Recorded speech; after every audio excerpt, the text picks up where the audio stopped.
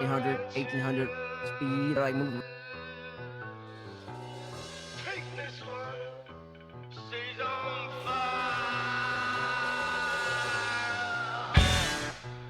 The moon is bleeding in a poison sky.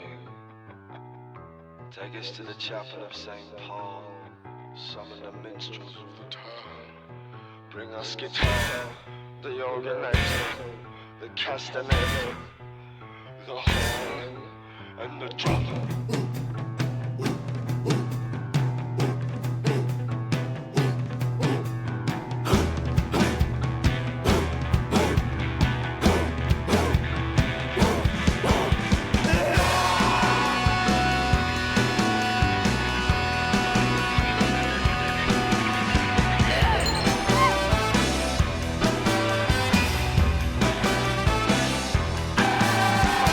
Mercy is wicked in a world we cannot see, where the devils and the ghosts are writhing in the trees. Sweat from my brow is pooling in the sheets. She cuts them off, staggers to the street.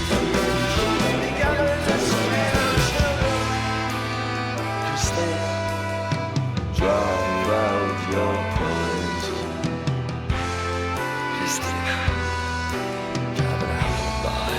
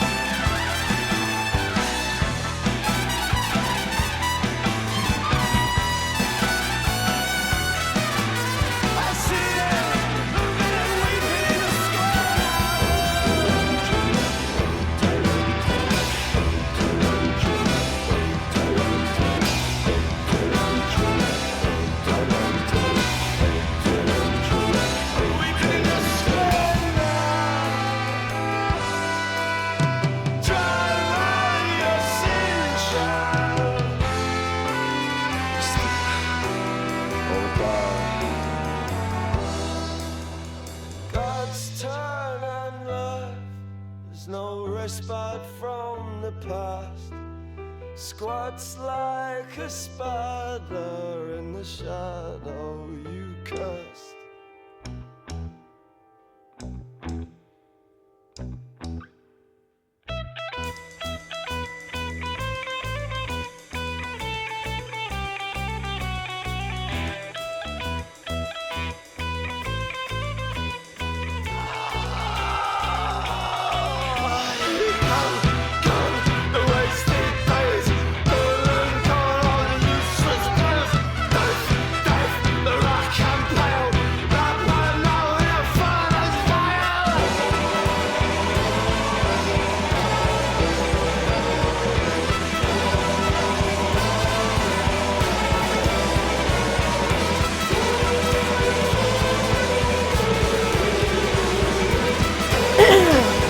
You guys like this song? I like it. It's my new fixation. Hyperfixation. I'm very into it. Okay. Don't be scared. Don't be startled. Don't be alarmed. Don't be alerted. But I have no makeup on, so I didn't do anything. I literally just finished my run, and I'm bored. I've got my Metallica shirt on. Anyways.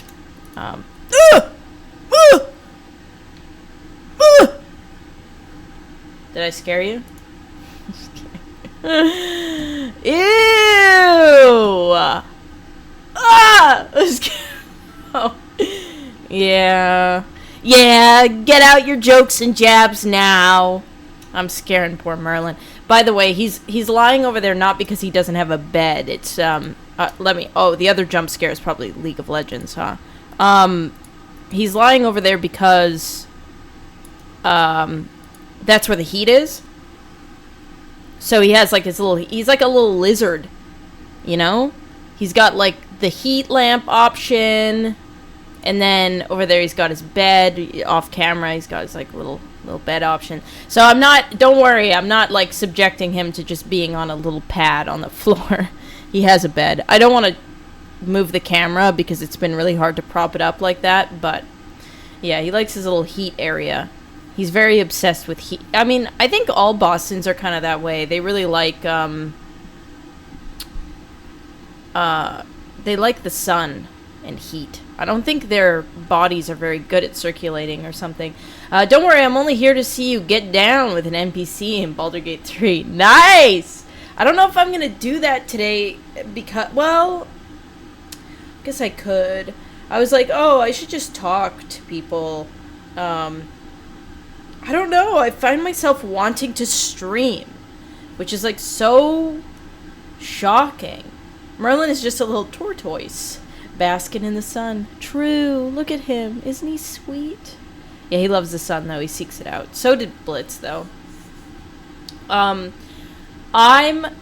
know, I'm a streamer.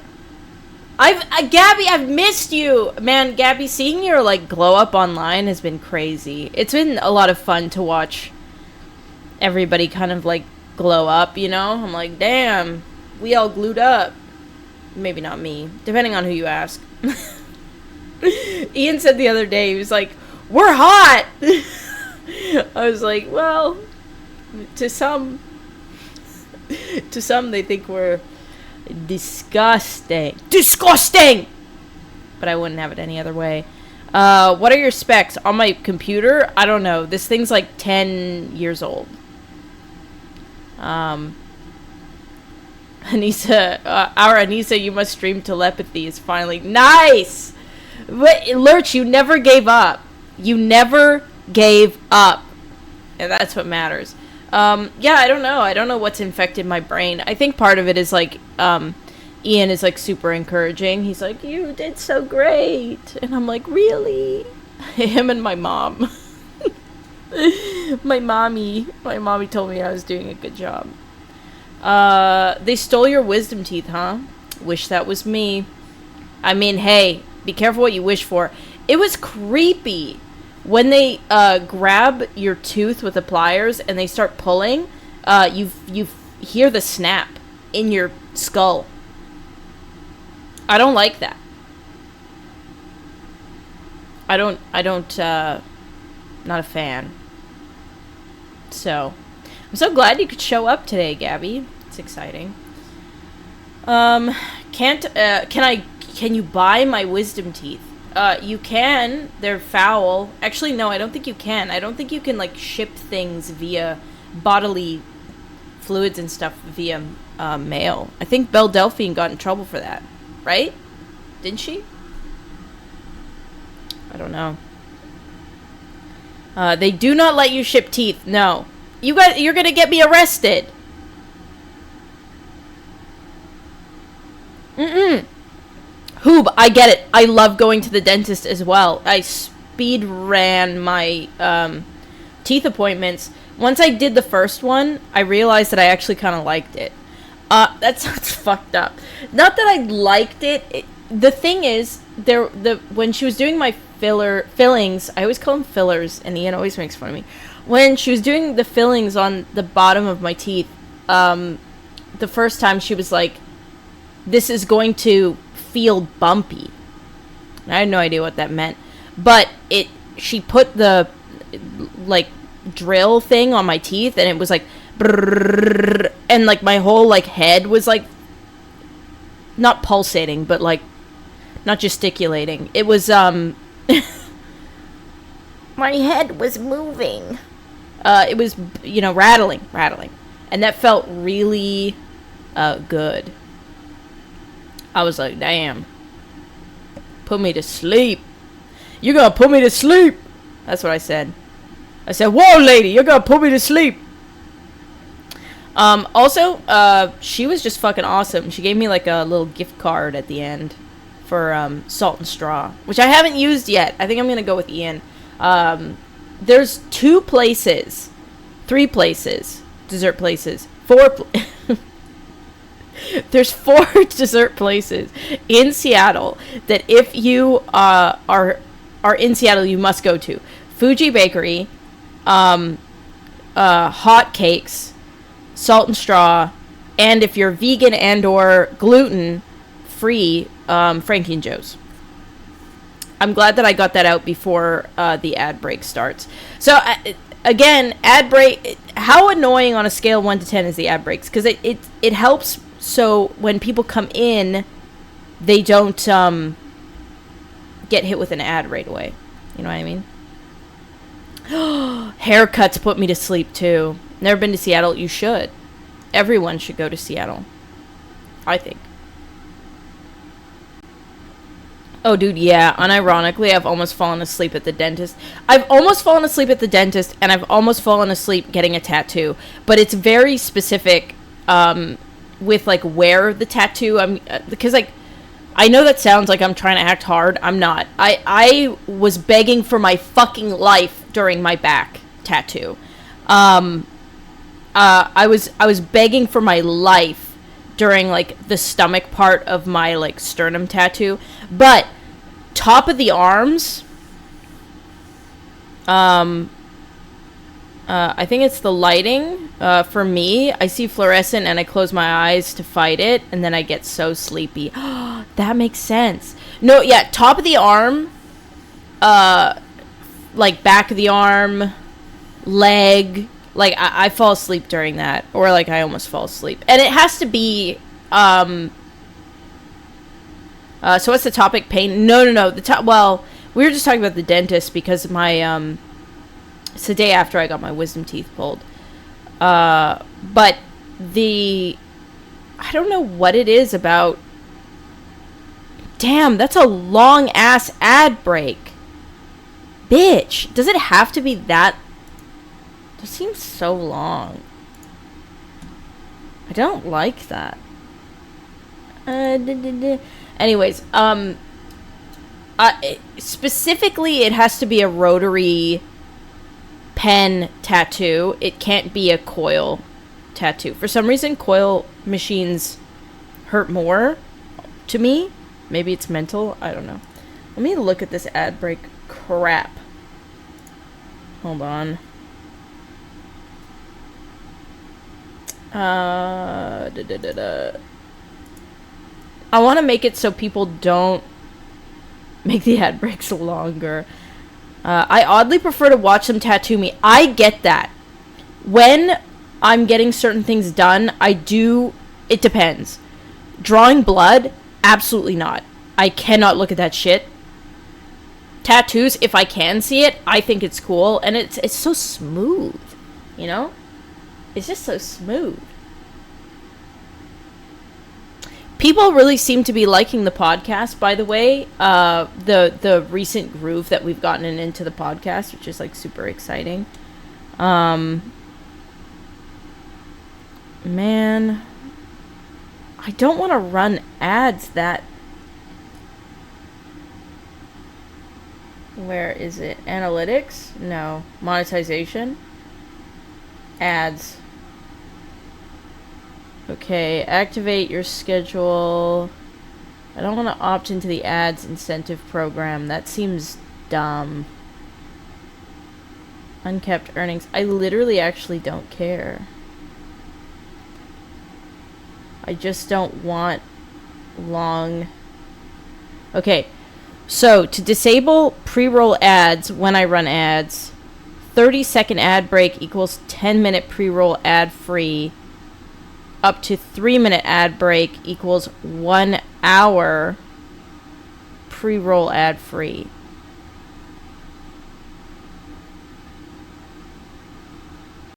What the fuck does that mean? I'm not touching. I don't know what the fuck that means. I don't know. It wasn't too bad. Okay, well, that's good to know. We'll just keep testing out. Which tattoo hurt the most? Upper arm was the easiest for me too. I think actually the top of my forearm was the easiest by far. I fell asleep literally getting this tattoo, and the guy had to stop and ask me if I was okay. He woke me up. But he was so gentle. I don't know what it was about this guy. He was so gentle. Yeah, I would say all arms is like completely fine. The most painful tattoo for me by far, not even a competition, is my back. And there's a lot that goes into that. The problem is, right, is some artists, like, pride themselves on having the heaviest hand in the game. So, like, there's, like, people who just have heavy hands, and they tattoo, and they love to have heavy hands. The person... it's very common in... the American traditional tattoo world to like be happy that you have a heavy hand. So some of the tattoos that I've gotten are a bit skewed because of that. The hardest was my back. But again, like, you're taking like lines, because I have a snake on my back, which I'm happy that I have it. It looks really good. But when I was getting it done, I was like, I am the dumbest bitch to ever grace God's green earth. Because the lines, right, they draw its long, sweeping lines across your back. Feels like a jellyfish is, like, petting you, caressing you, basically. And then, when he finished, like, the body, the long lines, I was like, oh, okay, I told him, I always know when they don't respond to you, that, like, you're in for it, right? I said to him, I'm like, oh, thank God the long lines are over. I think I'm really gonna like the short lines. And he didn't say anything. And I should have known. I should have known. Because he started doing these little fucking... and you could feel every single scale going in. And I thought I was going to pass out. Because it's on the spine, too. Like, I don't know. It's on, like... Hold on. Like... What the... Bro. And then he says to me, as he's, like, doing the short lines, I asked him... Okay, so, this whole thing is fucking crazy. So, one... This guy who tattooed my back, right? You sign a contract that says that you will complete this back piece within the year. Okay? He will only tattoo you if you sign a waiver that you are agreeing to complete the tattoo within a year. There's two reasons why. One, it's like his art piece that he drew beforehand that he wants to use a human canvas for. So it's like his project that he wants to complete. So you have to comply with that. And the other thing is, if you get it done, like, over the span of a couple of years, it heals weird. And you can, like, tell, like, it ages differently. So I signed up to get this done within the year. And I go in for my first appointment, and I'm so... like, casual, because, like, I'm thinking, like, I've gotten a bunch of tattoos all over my body. I'm like, whatever, I know what this is about, like, this is fine. And he said to me, he was like, you're doing all the line work today. You can't do half the line work, you can't do 3/4 of the line work, you have to do all of the line work in one sitting today, because re-stenciling it will fuck it up. It just won't be, like, perfect. Once I lied down and he asked me, they always ask you, are you ready? I lied down. He starts to, like, draw the first line. They always do, like, a kind of easy line, or, like, what they think is going to be, like, the easiest for your body. And he's like, how was that? And I said fine verbally, but in my head I was like, what did I do? Okay? And if your first thought when you are getting a tattoo is, what did I do? You are fucked. you're fucked. So, like, the first, usually, so, like, the tips that I give for people, oh, sorry to your cat. The tips that I give to people is, the first 15 minutes are the worst, and then it gets easier, okay? And that applies to everything except for your back. Because when you're getting tattooed anywhere else, it's a localized area. You get, your body starts to send, adrenaline, and you get used to everything. And,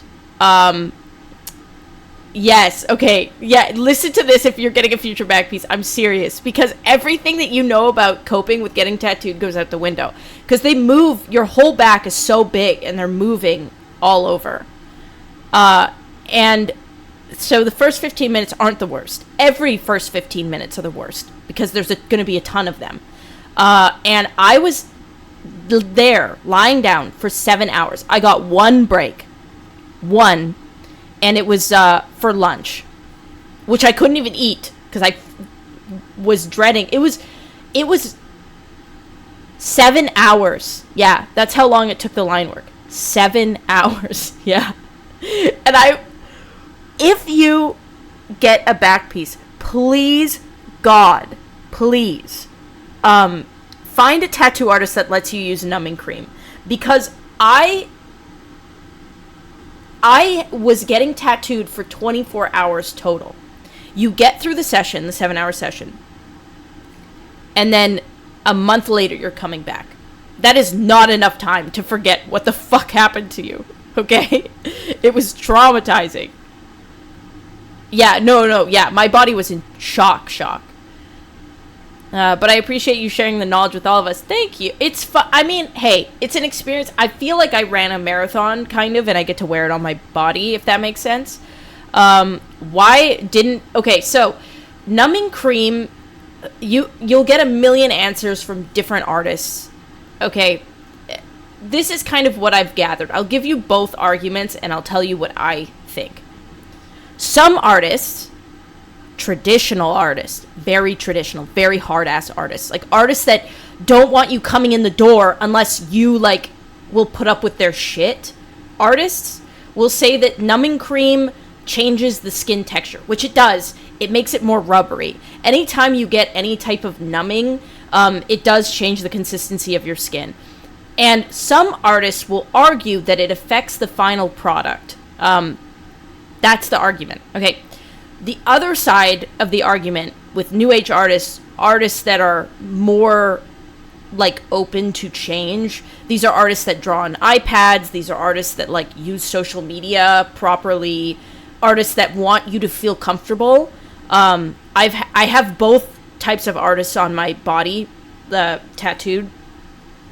I actually enjoy both experiences, but I understand why some people don't enjoy the one or the other. Anyways, the more new age artists, the artists that are kind of moving with the time, they'll say, yes, it does change the skin, but you can learn to tattoo that skin, and you should learn to tattoo that type of skin because the comfort of the customer matters.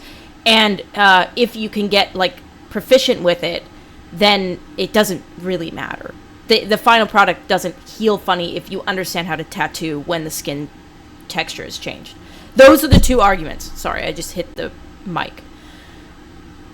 I was not allowed to get to do numbing cream for the line work, especially because this artist was just not comfortable drawing lines in skin that had, it's gatekeeper artists. And in the American traditional world, there are more gatekeeper artists than not. So if you want to get American traditional, if you want to come to me and ask me, I've had quite a few artists. I can tell you which ones are gatekeepy and which ones aren't, from my experience. But yeah, there's a lot of gatekeepy artists, especially in the American traditional world. I will say with numbing cream, the one thing that I will warn you about is it wears off. Okay. And if it wears off, which it will, within, like, the first hour and a half-ish, the artist, if they don't have lidocaine spray, it's a rude awakening. So,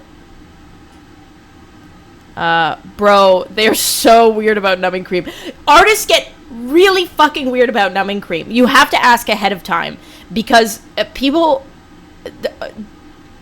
some artists, I don't know.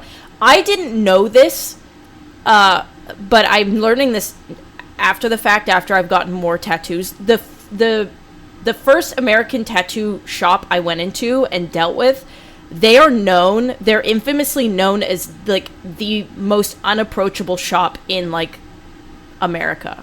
There's, like, 3 that are incredibly unapproachable in the traditional tattoo world, and they like it that way.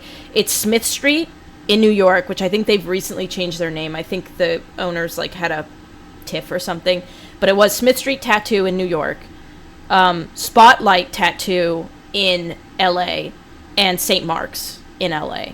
So me and Ian get tattooed by Joshua Marks, who owns St. Mark's, and I've asked him before why he is so unapproachable, and he said to me, like, I don't want somebody's grandma or aunt coming in to ask to get tattooed. Which I don't know why. I'm like, hey man, when you get on the spectrum of artists that are trying to, like, there's some artists that really believe that, like, if you open up the world of American traditional tattooing to too many people, it ruins the art, or it will, like, destroy the sanctity of it. It's very, I don't know, it's very gatekeepy. It's kind of like, you know, when you get into certain music scenes, same thing. Not all of them are like that. Austin Maples, the guy who American traditional is huge, but it is hugely not approachable.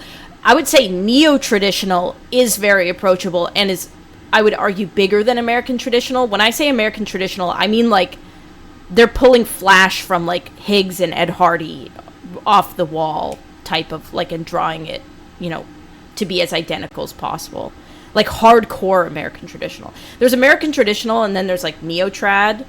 I don't really even know what you would call Austin Maples. Maybe it is neo-trad. What's this guy's name? Judd Bowman. He's in Hawaii now. He's super approachable. I've noticed a lot of the approachable ones don't do a lot of color. But he's really approachable. And Austin Maples is expensive as fuck. But is also approachable.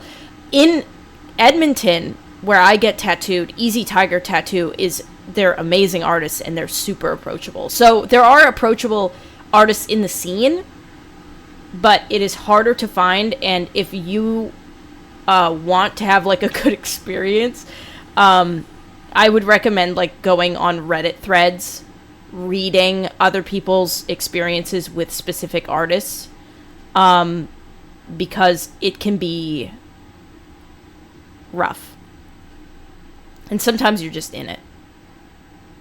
I went to a woman for my first traditional tattoo, and she messed it up so bad. That's sad. Blown out, and she was rude. I went to a dude to do my thigh, and he was so sweet. It's an absolute beauty. The sad thing is, internalized misogyny really ruins some, unfortunately, some, like, people in the scene, because I think they're so concerned with, like, being respected in that scene that sometimes they can come off as even more unapproachable than the men that are gatekeeping in that scene. I was tattooed by finally by my first female artist. I have an apprentice that did some line work on me. She was technically the first person to tattoo me, but she was still, like, learning very much so. So, like, the first female artist that I've ever been tattooed by, I got tattooed by last week, and her name's Corby, and she was amazing. Super soft hands, really good, technically great execution, and such a cute piece. She drew me a little cupie, a prairie cupie. I also checked Instagram posts. I sometimes DM the clients, and yes, that's a really good idea, actually. It feels so good when they finish and say I sat like a rock. I love being told that I sat like a rock too. Yeah. I feel like I'm kind of sympathetic to the gatekeeper types, not wanting their craft to be totally commodified. I get it. I'm the same. I don't... I have a hard time sharing it online because I know it's not a popular opinion. But, like, I sympathize with both sides, which is why I have both sides on my body. Like, you're not going to find someone who's more passionate about American traditional tattoos than Josh, who works at one of the least approachable shops, right? He cares a lot, and I get it. I mean, bro's been doing it since he was a teen, and, you know, has studied under, like, very respectable artists, but I also get the other side of, like, wanting to make your own flash and wanting to be your own person, you know, and you know, like, Ian got a tattoo from Lip Rat, who's in Edmonton, and Lip Rat is, you know, very technically sound, great artist, and he's doing his own versions of Flash, like his own complete designs of Flash that are meant to look good with, like, traditional Flash, and I respect that too. I get it. There's a difference between gatekeeping and protecting the medium from being ruined. That's true. I guess what I'm sympathetic towards is, like, I get wanting to protect it, and maybe it's sometimes coming out the wrong way, if that makes sense. Do you keep Ethan in that cage? Yeah, he's right there. I turned him into a dog.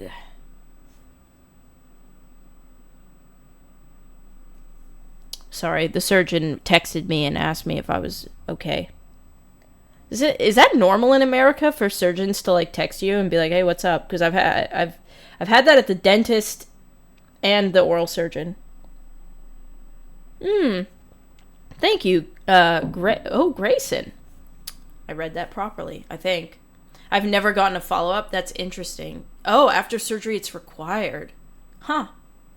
Learn something new every day. Yeah, so right now, man, I don't know why I'm geeking out about this right now, but there is a discussion right now about whether or not there's a tattoo recession happening. I think there's just a recession in general happening. Like, nobody wants to spend money. But on top of that, like, the people that I've seen talk about there being a tattoo recession are just bad artists. Like, I think that there's so much discovery now, and people can, like, look online and pick and choose, like, good artists that they just, I mean, it's just like survival of the fittest. Yeah, there's this whole discussion on whether or not there's, like, a tattoo recession. I just think that people are getting smart with their money, and, like, you can see things online, and some tattoo artists aren't using social media, and I mean, it's hard to get tattoos when living is so hard, and anyone with Amazon tools is broadcasting. Yeah, no, that's true. Things are going well for my friend who's a tattoo apprentice over here. Yeah, I think more so what it is it, because, like, I've seen some people who are talking about it, showing off the tattoos. They're like, yeah, I had the worst experience at this place, and he was rude and shitty and unapproachable, and I hate my tattoo. And they're saying all these things that are, like, valid, but they show the tattoo, and I'm like, oh, that's just a bad artist.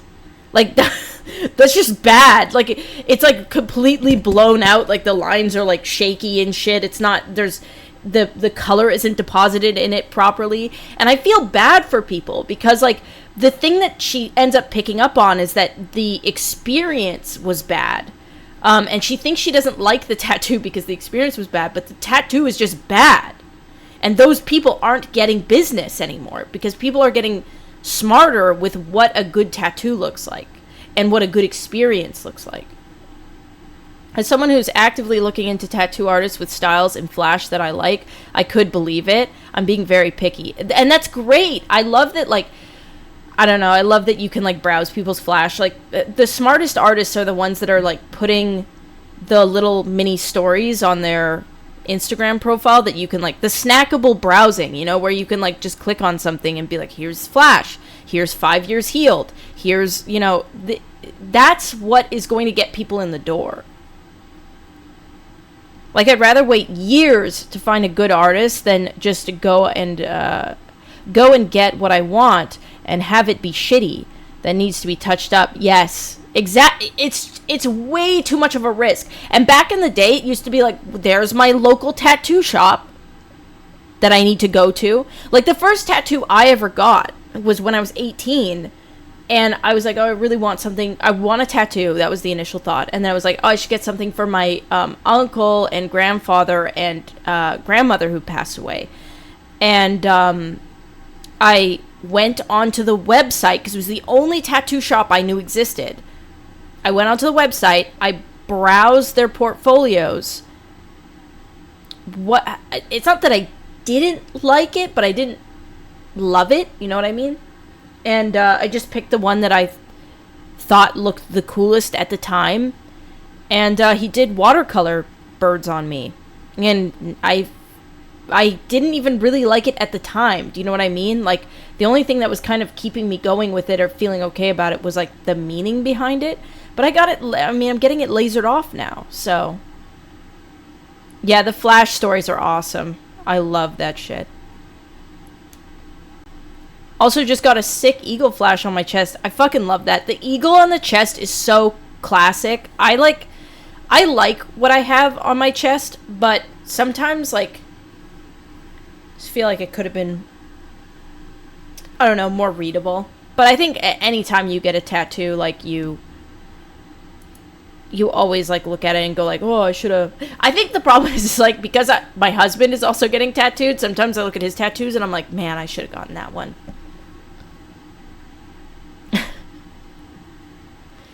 Pickiness isn't always about the style and concept, and people forget that when it comes time to do permanent work sometimes. That's true as well, yeah.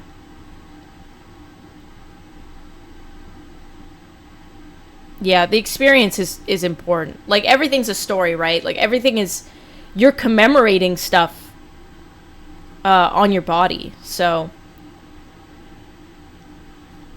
Something about having to be the most tattooed person in the room changes you. It's true. Will there be a bog on the Patreon today? I think so. Let me ask Ian. He's traveling today, and I think maybe that's why it's delayed. I'm pretty sure we recorded. Let me just text Ian and ask him. Is there a big bog episode going out today?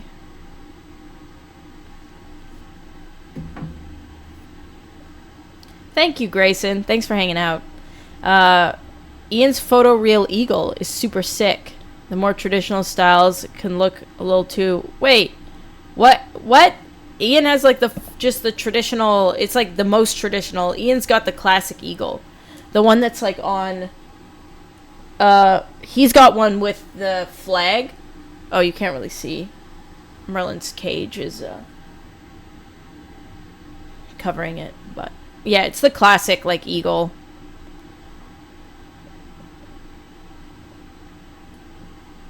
Man, Merlin's snoozing.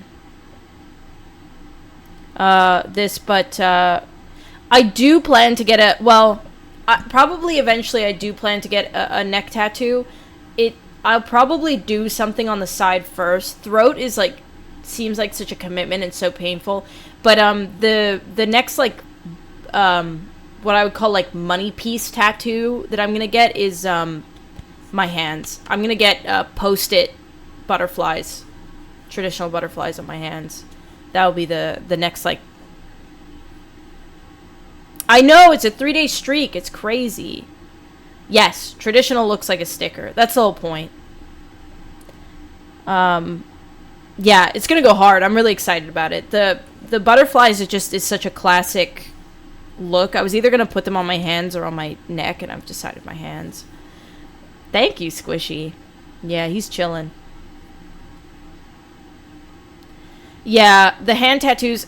So someone explained to me the reason why hand tattoos hurt, especially on the fingers, is because they actually have to go deeper into the skin than anywhere else on the body to like make it stay. I love shitty stick and poke. Personally, I don't know. I love all tattoos. I think like if somebody's willing to modify like their skin in that way, it's always cool. I don't know. It's an experience. It's also like you're just going in and it's like a... It really is, like, even if you get a tattoo, a small one where it's not, like, visible most of the time, it is, like, such a cool experience, like, for your self-esteem to be like, oh, I fucking did that. Oh, Lord, she's streaming. I am. Agree, my friend does stick and poke, and they have my whole right foot for stick and poke stuff. Oh, shit. That probably hurts so bad on the foot. Aw, Elijah, that's nice. I lost 110 pounds, and I'm now 200 pounds, and love hearing about health journeys. That's fucking awesome. Yeah, Ian's health journey... I got recommended one of his old videos on my YouTube suggested today, and I was like shocked at how thin he actually was and how different. He's like a totally different human being, which is like good for real life but bad for the internet. And that's kind of been what we've been wrestling with for the past like 4 years, is like every time Ian gets better, like whether it be physically or mentally or like his relationships in real life, like, you know, anytime there's an improvement, it feels like the internet like gets more and more allergic to him. And it's hard to like hide those improvements. Like it's hard to, you know, keep doing the same thing when your body and brain and everything has kind of like moved on. And it's like this weird dance that you have to do of like, okay, well, I'm happier. This is Ian. I'm pretending to be Ian. Like I'm happier, but like, you know what I mean? Like the internet is not happy about that. And that's like a weird thing to kind of, I don't know. They're just jealous of him. I was a huge fan of his years ago, but it makes me so happy to see y'all happy and moving forward with your interests. Thank you. That means a lot. People on the internet want to see people fall, and then they can stomp on them. It's so shitty. Yeah, that's really what I think. The best way to put it, I feel like maybe I should wait until this ad break is done. It's like 50 seconds more. Because I do have, like, thoughts about that. I mean, we process it every day. Like, we're thinking, obviously, it's our lives, so we're thinking about it, like, pretty often. I wonder if I can, like... Does that look weird? I'm trying to figure out how to make it so, like... Maybe... Meh. I don't know. I don't know if that works. Okay, it's done in 14, 13, 12 seconds. No, I don't hate Hoob! Hoob. This is what got me in trouble the first time. Okay? Was you and your antics. Ad watchers derogatory. Okay, so this is what it feels like. Whoa! Some dumb bitch! Thank you so much. Oh my god. Thank you for gifting 2 subs to Boreal Apple and Gordy Cakes. Gordy Cakes. Thank you so much. It feels like... So, the decision to do OnlyFans, it came at a time when all this stuff is so interesting to me. Sorry, that's a great question. I completely forgot about... Oh, Ian forgot about the bog. I think he's going to upload it once he's home, so it'll probably be late. Okay, so when me and Ian were like mid-relationship, people really cared about my clipping my stream because Ian wasn't really a sharer at all back then, and I think people wanted something. They wanted something, more. And so my stream was kind of where people could go if they wanted to, like, make assumptions or, like, try and drum drama up. So I would get clipped a lot.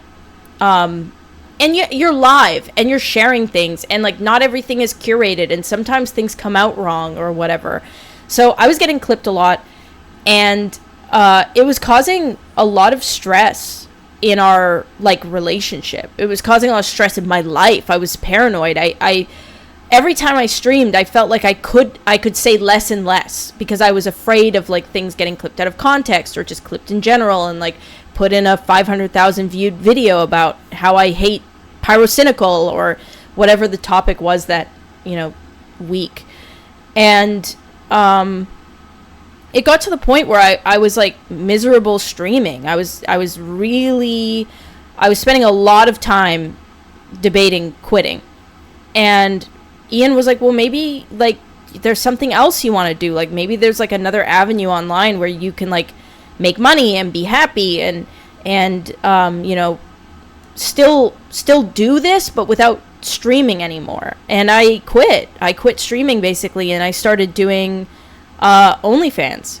That was, like, to us, it seemed like such a great idea. It was just starting to get traction. I would have been one of the first to, like, get in the door, and neither of us were insecure about, like, me doing it. I would argue I was more insecure about doing it because I have, like, body image issues and stuff, but we thought it would be great for, like, my self-esteem and proving to myself, like, I can do something like this. And and we thought, like, there would be certain people that would be upset about it, but, like, the reaction that we got was so, like, explosive. It really knocked us off of our, like, everything went for a loop. And the timing was really bad because my dad had just, started to really decline in my dad started to really decline in mental ability because of his Alzheimer's, and it just felt like the internet was waiting for Ian to trip. Does that make sense? They were waiting for Ian to trip so, like, they could get on top and just start, like, ripping. That's when it all started, because it was something, right? Something that I really believe would have been small for most people, but because Ian had such little information about his actual self on the internet, this was something. Because, like, I don't think people understand, like, Ian's name, birthday, like, siblings, all of that is, like, completely false on the internet. He had never shared anything about himself, ever. And I think people were waiting for something. And once that happened, it became, we just became really aware of, like, what Ian had. And when I say Ian, I mean we essentially had created, which was, like, it was a very hungry pack of dogs. It's basically like Ramsay Bolton from, like, Game of Thrones, right? Like, they don't give a shit, like, who they're consuming, who they're ripping apart. Like, they just want something to rip apart. And even more delicious that it's, like, the person that was taking care of them for so long. Do you know what I mean? And that has been something that has been really hard emotionally, like, mentally to wrap our heads around. Because it feels like there's nothing, right? Like, now it's just anytime there's any attempt to, like, get up, it's like shark to blood or whatever, where, like, they just come back. Like podcasts, they're there, This stream, I'm sure, will get clipped and whatever. It's very dedicated. Like, there's hate videos get more views than, like, Ian's videos at this point, which is, it's interesting. Crazy to me that people can see Ian get a beautiful girl who's confident enough to do OnlyFans and immediately call him a beta. It's so mind-boggling to me. It's weird. We weren't prepared for that at all. But the hate is crazy. How do none of these people have anything better to do? Some of them are very dedicated, like crazy dedicated. Some of them like subscribe to the Patreon and everything and are clipping that, which, I mean, hey, we try to keep like the more salacious stuff behind Patreon, so like less people are just seeing it, because we don't want to put people on blast. We just want to share with the people who care. But they're finding it and then publicizing it, which, I mean, that's hey, if that's how you want to spend your $5, sure. Damn, so you feel like every time you go to work, there's a mob of people who just show up. Yes. And I think it's frustrating, because I think the only way out of it, and to build like a community that feels good to like talk to, is to do it, you know, to get up and do it regardless of the mob, and to not think about like that aspect. But that is very hard, like, to do. It's very hard to like keep it going. It's an endurance thing, really. And, you know, like, I don't want, like, people, like, hey, at the end of the day, like, if none of this works out, like, we'll go do trades, honestly. Like, we'll probably move back to Edmonton and go do, like, trades jobs. Which, like, that's fine, you know. But I would be remiss if we didn't try. I would love it if Maximum Damage, like, got a good base that, you know, but, you know, it's a privilege, it's not a right. So thank you, Megan. Genuinely, people just don't have any lives. I think people are just having a hard time. I think the world right now is difficult, and I think there's a lot of angry people that feel like they don't have a lot of control, and they do like look for outlets. And I think for some people, truly hating us is the outlet. And I get it.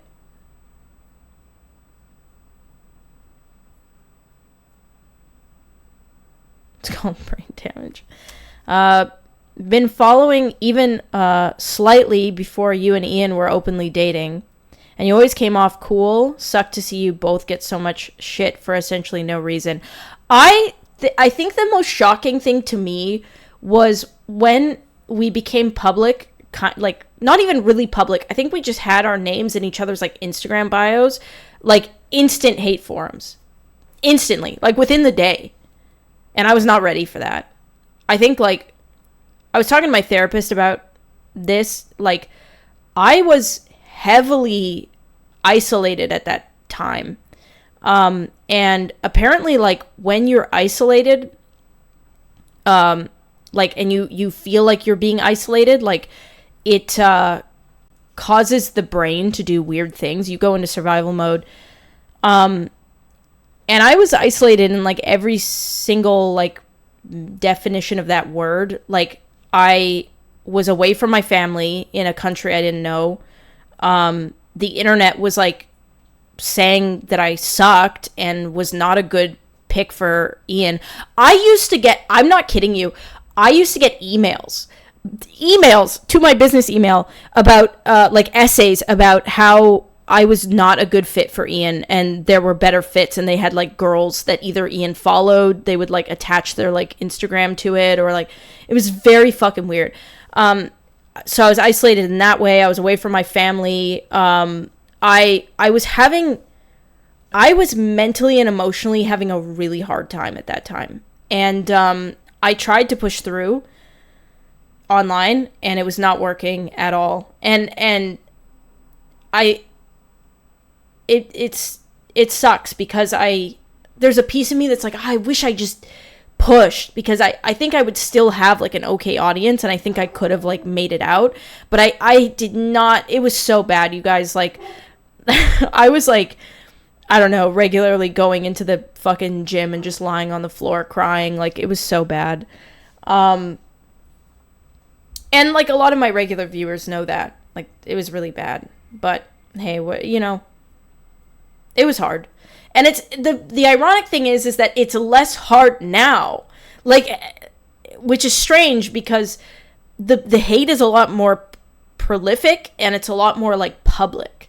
But I think maybe because one, it's been going on for so long, but two, like I'm emotionally and mentally better that I can like deal with it.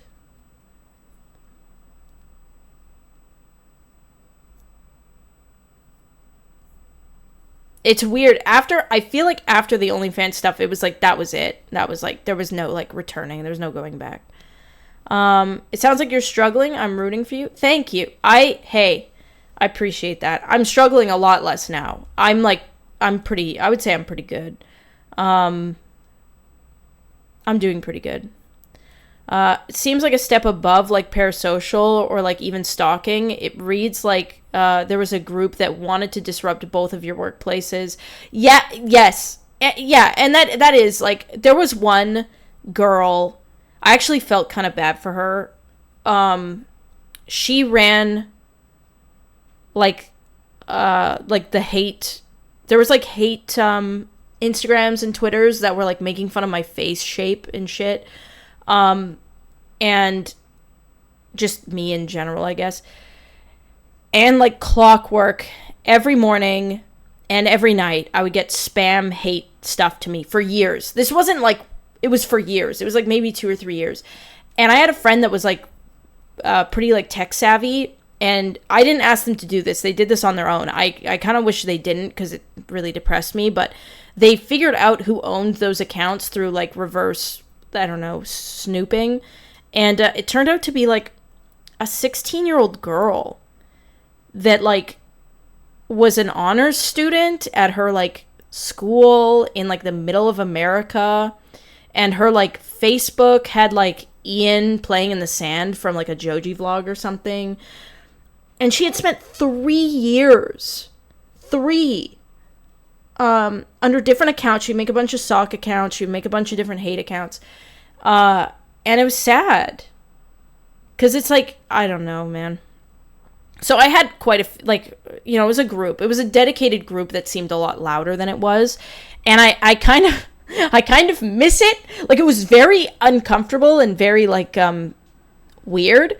But I kind of miss it. Because now, like, it's not like a group that's like sectioned to like Pretty Little Liars or like, you know, lolcow or whatever those things. Now it's like you can go on YouTube, and if you search like my name or Ian's name, it's like a bunch of like, you know, hate like it sounds really weird, but I didn't understand how good I had it like back then until like now, you know. But now, like, you've become so numb to it that it really is kind of like, I mean, a lot of it's really crazy. Like, there's a lot of crazy speculation, that, like, is just so, one of them, I remember someone, How To Basic asked Ian, like, is Jake Paul really trying to steal, Creator Clash? And Ian was like, what the fuck are you saying? Like, what? What is that? And apparently there was a video that someone made where they were saying that, like, Jake Paul was trying to steal Creator Clash from us, or was buying it from us, or, like, some weird, like, there's some really strange shit out there. That one was funny, though. How Too Basic. Is he really trying to steal Creator Clash? Huh? I think maybe that speculation comes from, our head of boxing operations. We found him and brought him on. He's our business partner. He co-owns Creator Clash with us. Jake Paul's handler, I don't know what to call him, manager, I guess, Nikisa, what really liked what we did and really liked Mike and wanted to bring him on for Jake Paul's boxing career to be a boxing consultant. So now he works for both of us. I don't know. I think that's where it comes from. But any advice on dealing with the anxiety? Go to open to like open gym, because then you can just walk in and like hit the bag and kind of like people will approach you. The boxing community is very like open. They want people to come in. It's very sweet for the most part. I'm not going to speak for every gym, but It's weird to me that commentary YouTube people that just wants to tear down other people. It's upsetting. I mean, I don't want to be like this person, but their videos that do well often have Ian in the thumbnail. So, I mean, I guess there's incentive for it. When people, I think, get sick of it, it will like kind of die down. But until people get sick of it, which who knows when that will be. Maybe never, but it is interesting. Oh, thank you. Thanks, Mooey. I really, I don't know, it's sick. I love getting compliments on them. This is my favorite arm. They're starting to kind of age a bit, which is really exciting to me. Yeah, boxing communities is generally very supportive. I've been trying to get into weight training and general health improvement, and y'all are like my role models. Oh my god. The tattoos and overall aesthetic. Oh, I love hearing that. Man, the gym, muscle mass, it's important. It's good for everything. It's good for aging. It's good for keeping your bone density up. It's yeah. If there's one thing you should do for yourself, even if it's just body weight exercises, like doing some form of like weightlifting is good for women and men.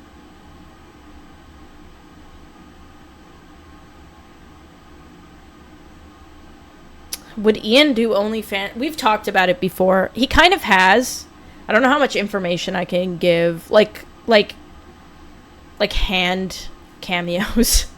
I don't want to get in trouble. But I don't know, maybe. I've really slowed down on that, just mostly because like we're moving around a lot and there's a lot of things going on. And then I got my explant removed, like my implants removed, and that was like a whole thing. Yeah, we've talked about it on the pod. I have met Boy. Yeah.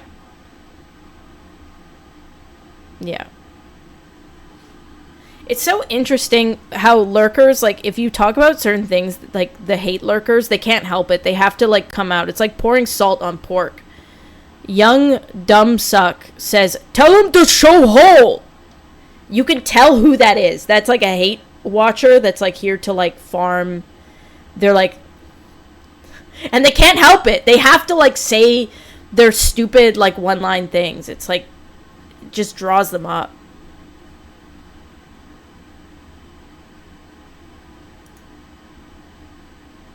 They're foaming at the mouth. Yeah, it's crazy.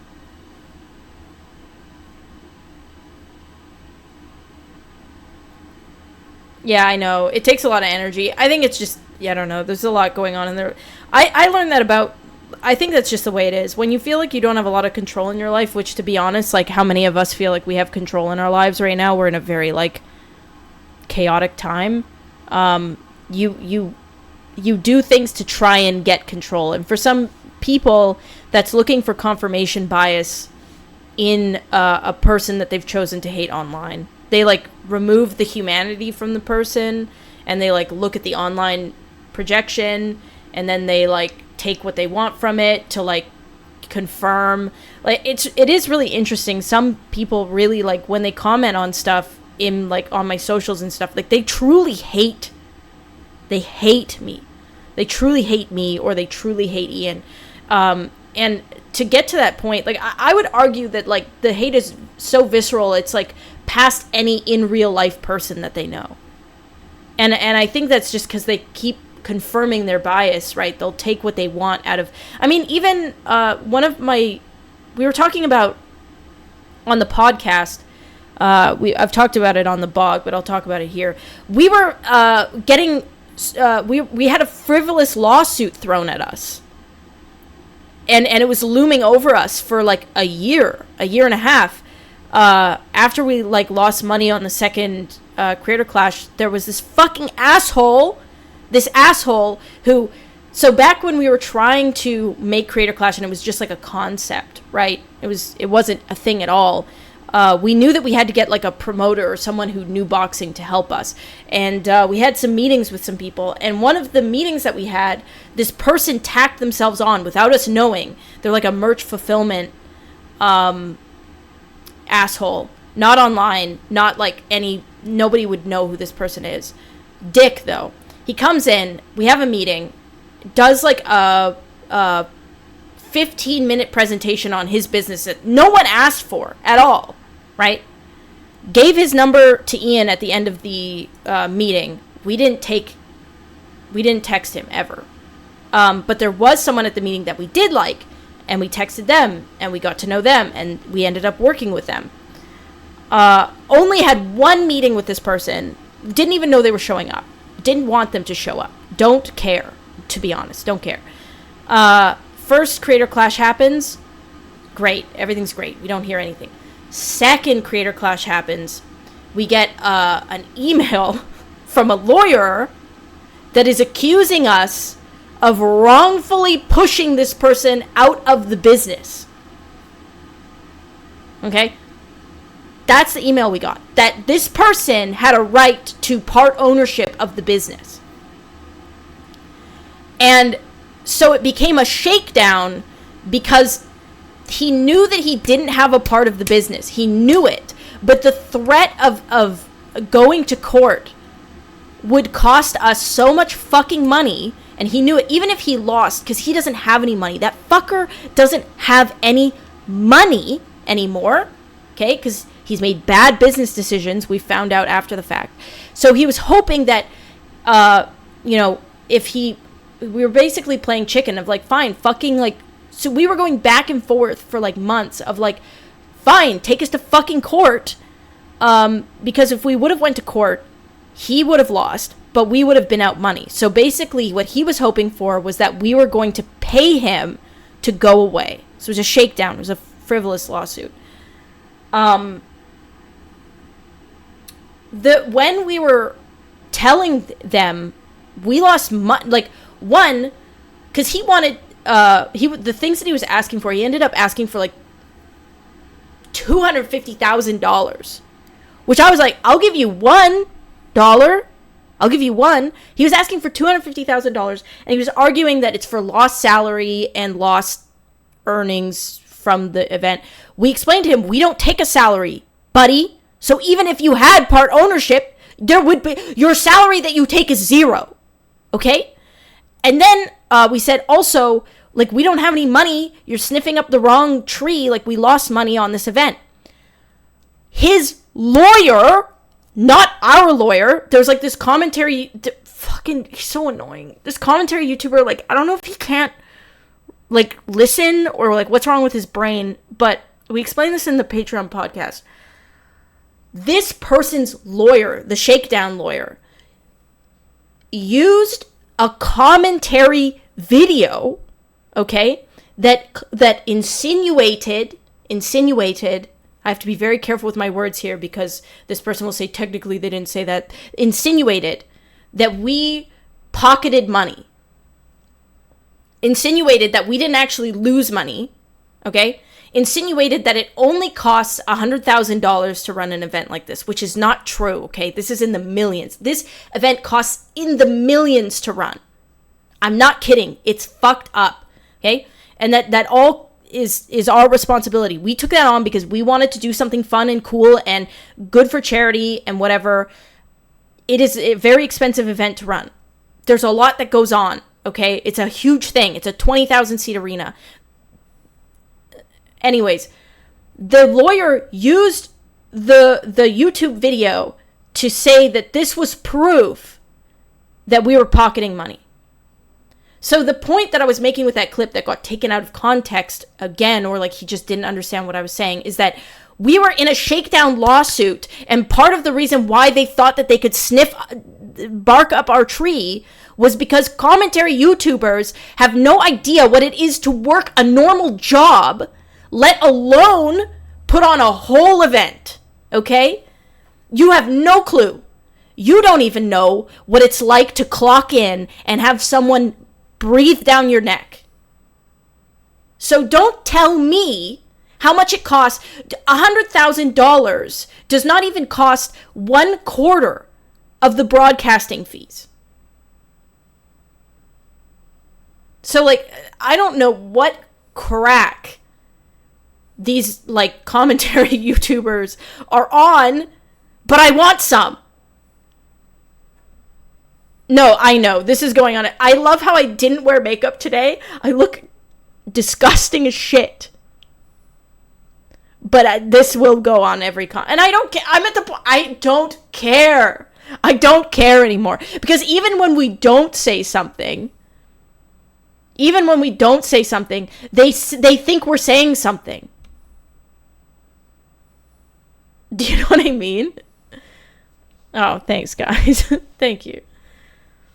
Yeah, they're gonna assume shit. So I'm so over it. Like, and I'm over them crying. They cry like they're the victims. Bro, you like made a video like with all these weird out of pocket assumptions. Like, just so out of pocket. I don't know. I know a lot of them have never worked a real job. I know that for a fact. And if you have, you worked there for a week and you cried and you quit.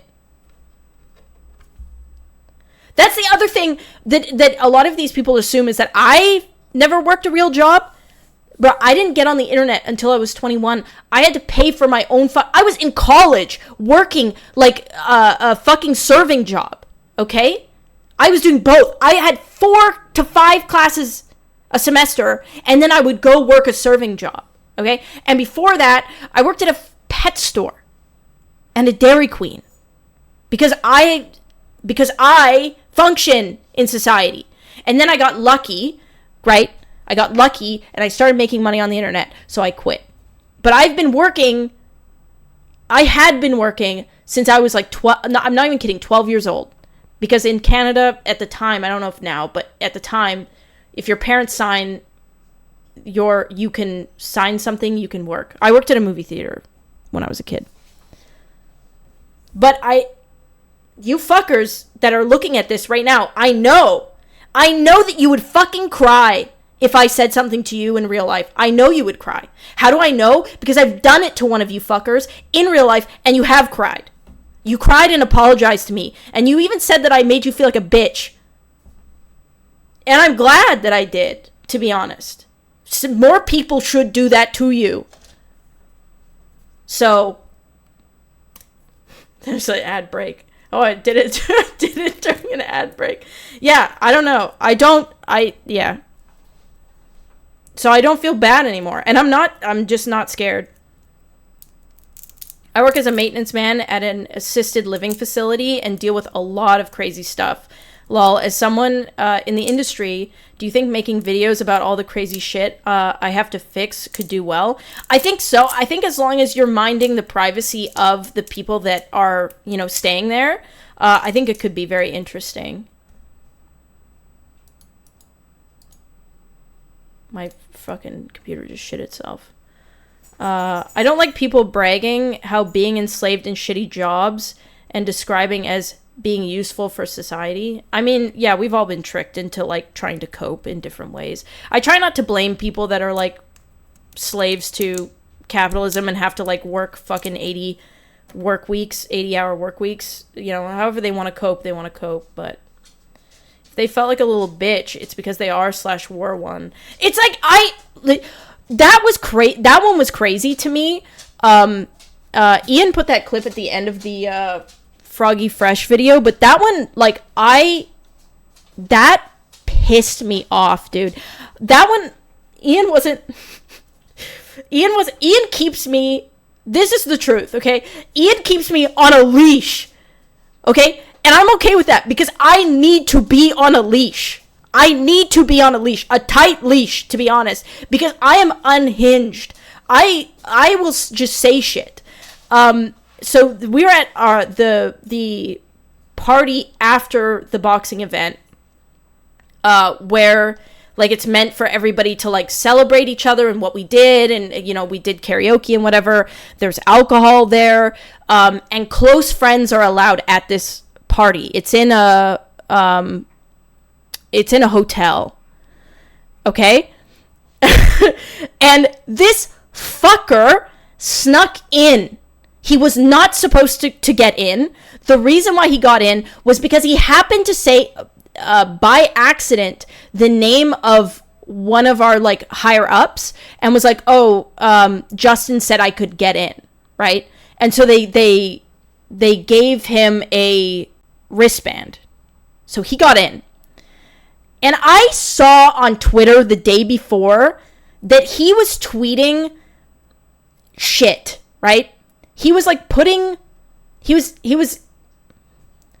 doing that thing where you don't like fully commit to being a fuck, but like enough of a fuck that like he basically wore like a Free Froggy Fresh shirt or like held the sign or something. I think it was he had a Krispy Kreme shirt on or some shit, and he was like, there was like a Free Froggy Fresh sign that like made it to the front of the like walkout of Ian's walkout, and he like tweeted the picture.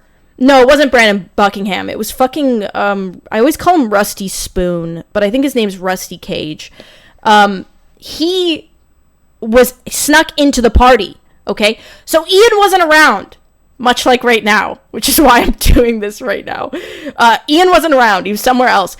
And I saw that fucker. I saw him waiting in line for free alcohol. And I was like, absolutely not. Absolutely not. So I fucking walked over there. And bro's like little, okay? He's already like a small guy. And I had platforms on, so I was real big that day. And I walked over... And I just put my hand on his shoulder, right? I leaned over and I said, hey man, what you did yesterday, really fucking uncool, actually. And he was like, like he was shocked, right? And he even admits this. He admits that he apologized to me. He's like, I'm sorry, I didn't mean it. And I was like, no, you meant it. And it was shitty. And I fucking walked away. I just walked away. I was like, whatever, you can fucking stay at the party, but I want you to know that I think you're a fucking dick. And it clearly got to him, because he ended up in like some interview later saying that it made him feel like a bitch. Why would you admit that? I don't know. Anyways, yeah, so that's why I need to be on a leash, because I need to be, right? That's the truth of it. That made me so mad, though. Like, you are... Why are you drinking our alcohol?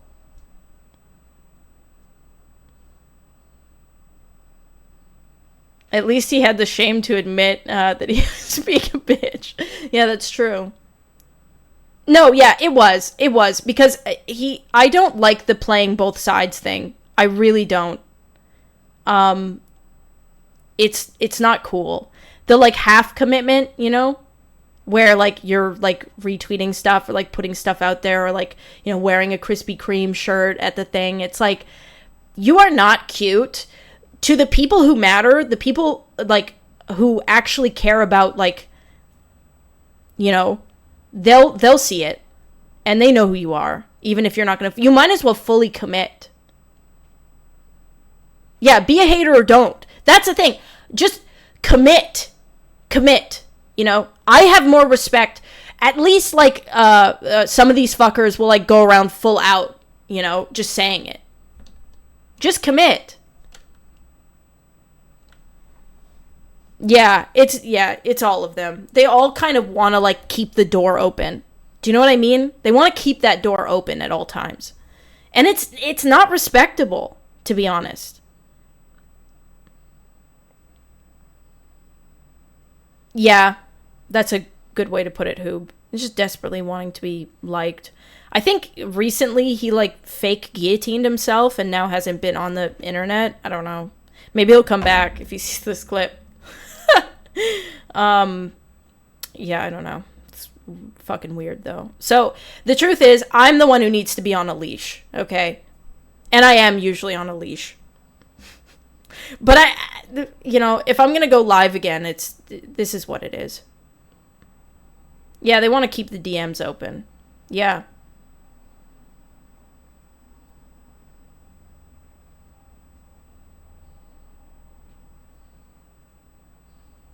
No, you gotta be feral. It's so real. I'm like having my HRH moment. It's therapeutic. It is. It's very therapeutic because sometimes it makes me, like, it just makes me so mad. It's like, who the fuck, like, we're just trying to, like, have fun and exist. That's the truth of it.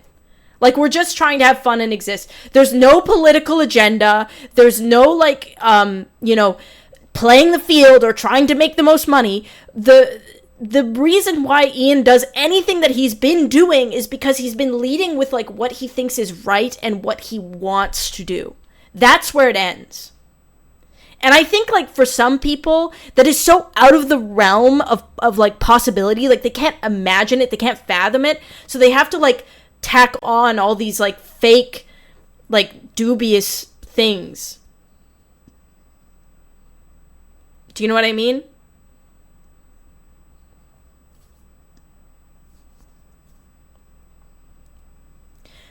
Ian was mentioned that a doc was made about CC1 that ever be released. So there's a lot of things that are kind of like cooking. One of the things that we've been thinking about doing is a third creator clash and doing a documentary after all three.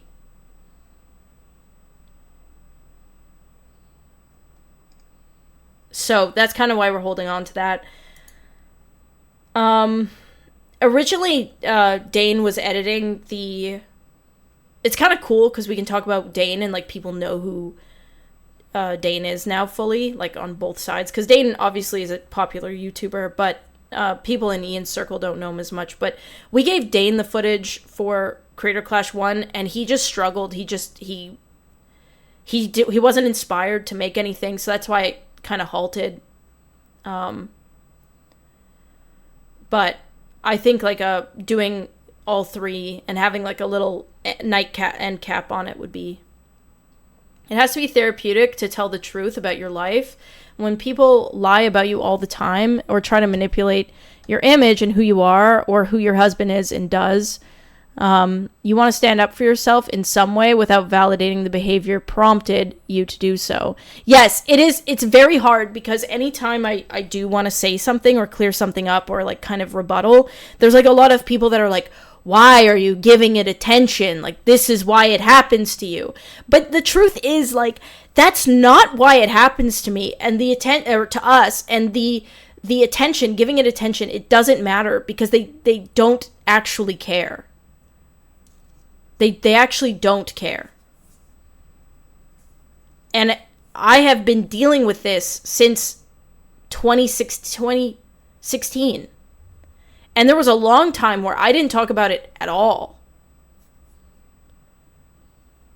And it was still a problem. So, like, I think, like, being able to talk about it is at least better than just, like, I don't know, whatever the fuck we have been doing. Even if it was the reason why it happens to you guys, if these same fuckers were in the position you guys got in, they would want to speak truth too. I actually think most people, not most people, but those people specifically, if they were even remotely in any type of situation that me and Ian are in, they would have folded so fucking fast. They would have folded. They wouldn't have made it. In whatever way that means, quitting the internet, quitting fucking... They wouldn't have made it. You need a lot to go right to withstand this type of shit. You need solid relationships. You need, like, an okay self-esteem. You need, like, just, like, a fucking pervasive, like, a can-do attitude, to be honest. It's just, like, a lot of things that, like, those types of people just don't possess, to be honest. Yeah, I can already see the thumbnail. Anisa, IWGF, unhinged! Yeah, they won't even put my name in there, though. Yeah, I've tried every method, and some people just don't care about your perspective at all. Yes. Yeah, they don't care. So I don't care. That's kind of where I'm at. They don't care. I don't care. Hey, we can both live on our own realities. Your reality, I'm a horrible witch that's ruined everything that you hold dear. And in my reality, you're a fucking asshole. So we both, hey. For me personally, if I knew a large majority of the internet hated me, I'd be pretty miserable. It's hard. It's the thing that probably made it the hardest is that it's the biggest mirror that is in me and Ian's life, right? Like, the most people share their opinions of us on the internet. In our personal life, people don't share their opinions about us other than like, oh, that video you made was cool, or oh, it's really nice seeing you guys, or your puppy's cute. Like, nice things, are nice things from our family, supportive from our family and friends, but like the opinions and how many there are, it's very loud. So it becomes a very large mirror. And sometimes it becomes hard. You get lost because you're like, well, I must be a piece of shit. But in reality, it's like the mirror is so warped on here on purpose because they want you to be a bad person, that like when you look into it, you look into it and you see a hideous person and you go, oh my God, I'm hideous. But that's not, it's skewed. It's not a real mirror. Bye, Elijah. I never hated you guys. I just didn't know anything beyond the stories from those stupid commentary guys. I can't stand... Yeah, I think probably the most frustrating thing about all of it is, like, there's so much misinformation and the stories get telephoned so heavily that, like I think now the story is, like... it gets so fucked. And the first iteration of it is a lie, and then it just gets worse and worse and worse. And there's no way to fight it, because a lot of these channels are like, they get amplified. And how do you fight that? Like I'm talking to 72 people right now, and even it's like you're losing a propaganda war. Yes, that's exactly what it is. Because it's like, even, okay, so I'm talking to 72 people. One of them will grab this clip and twist it to whatever, add their like narration to it, and then it will go out to like 400,000 people. And they talk so confidently. Somebody on my Instagram comments this morning said Ian's on drugs. Let me read this to you because it was so crazy. The response, I was like, what the fuck is going on?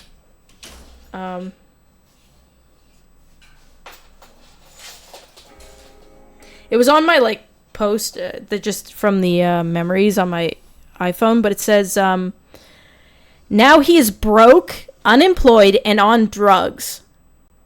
Broke, unemployed, and on drugs.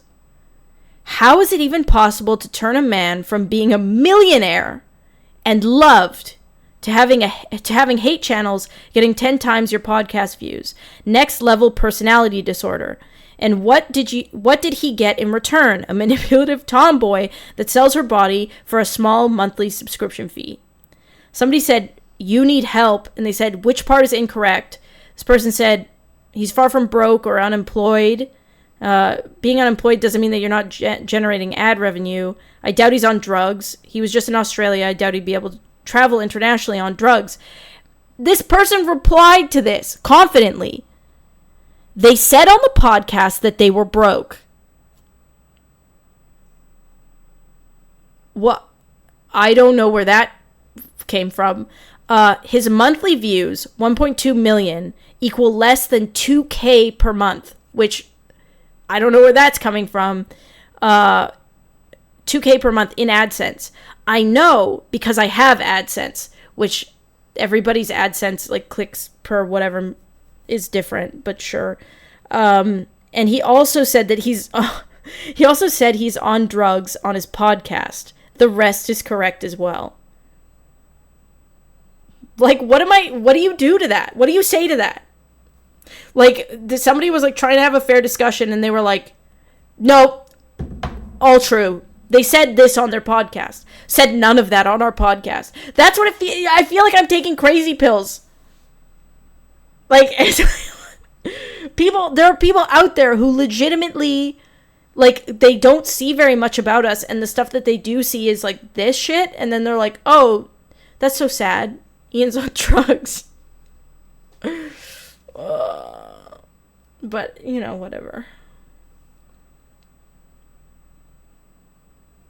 Yeah, no, I know, it's true. You can't. It's just crazy, because they start talking to other people, and then it's like, yeah.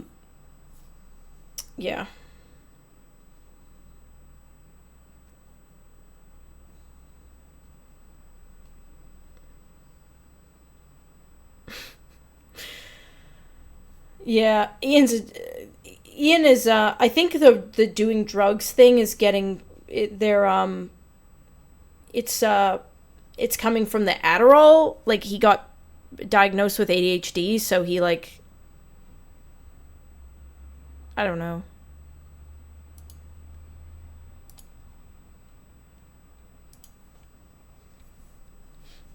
In that comment, they attacked you as a woman, your body, and speculated on your income and your sobriety. It's a form of delusion they're doing. It's unfair to It's weird because they really do cook up.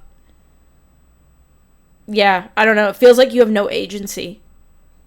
Because, like, it doesn't matter what we do. Like, we're very happy, very comfortable. We're, like, making a podcast because we don't have to worry, you know, that much. Like, life is going to be fine no matter what, is very much where we're at right now.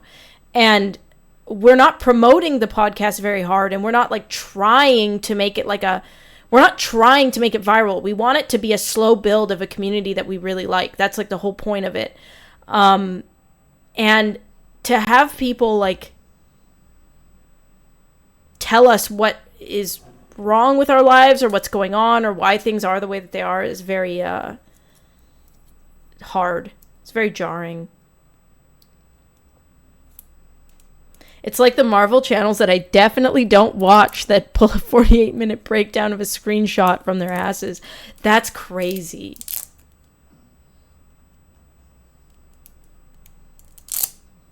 But yeah, so Ian got diagnosed with ADHD, and is now taking Adderall, and it's helped him a fuck ton.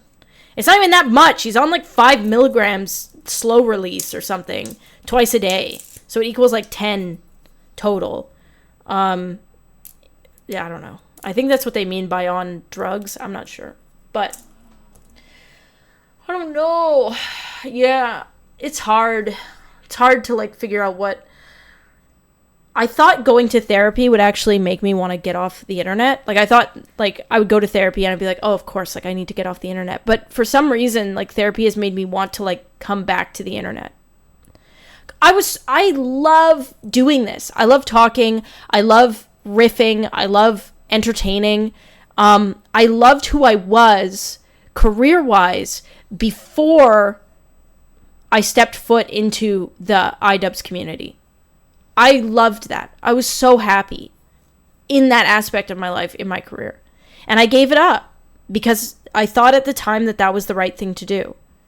I thought that it would stop people from, like, obsessively, I don't know. I thought it was the right thing to do. And it's weird. Going back to therapy has made me realize how much I don't want to, like, let that go. Which kind of sucks because, like, I'm figuring that out now when, I used to have, like, a very healthy base. And now it's like, well, what's the point? Like, sometimes it feels like, what's the point? Like, can I even build it back up? Like, should I, go do trades or go serve or... But I feel like I would be remiss, I think that's the right word, if I didn't try.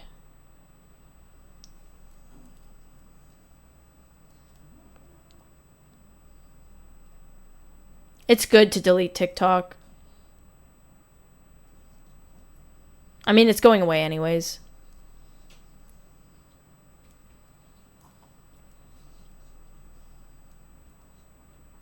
Yeah, I think it's dehumanizing people. They're just separating people from the content and then dehumanizing the content, and then it makes it easy to, like, hate consume it. That's basically what happens.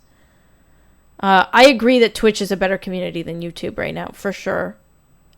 I wonder if I made some YouTube videos and kind of like told people that I was streaming on Twitch, I wonder if how a YouTube video on my channel would even do.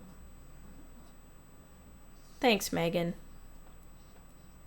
I appreciate that. Yeah, I don't know. I'm not sure. Yeah, they definitely, I don't think they see me, or I know for sure they don't see me as a person. I think they do see me as a character. I think that a lot of them see Ian as their, like, friend. Like, I think a lot of them think Ian is, like, sending them messages or something. Like, the way that people talk about Ian is, I don't know. It's very disturbing.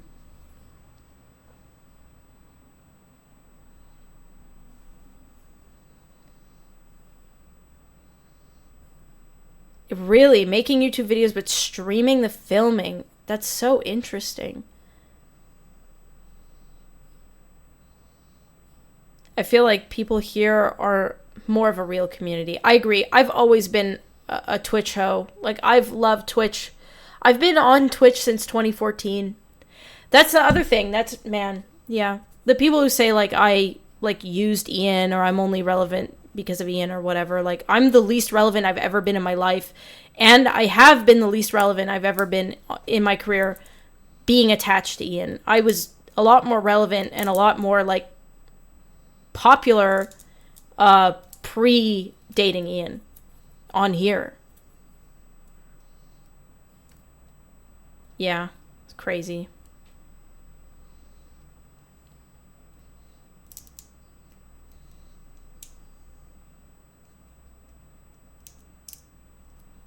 I use OBS. Oh, hello. Hi, my wallet. It's okay. I'm just, like, venting. I'm giving commentary channels new clips. That's it. I should have titled it that. Giving commentary YouTubers new clips.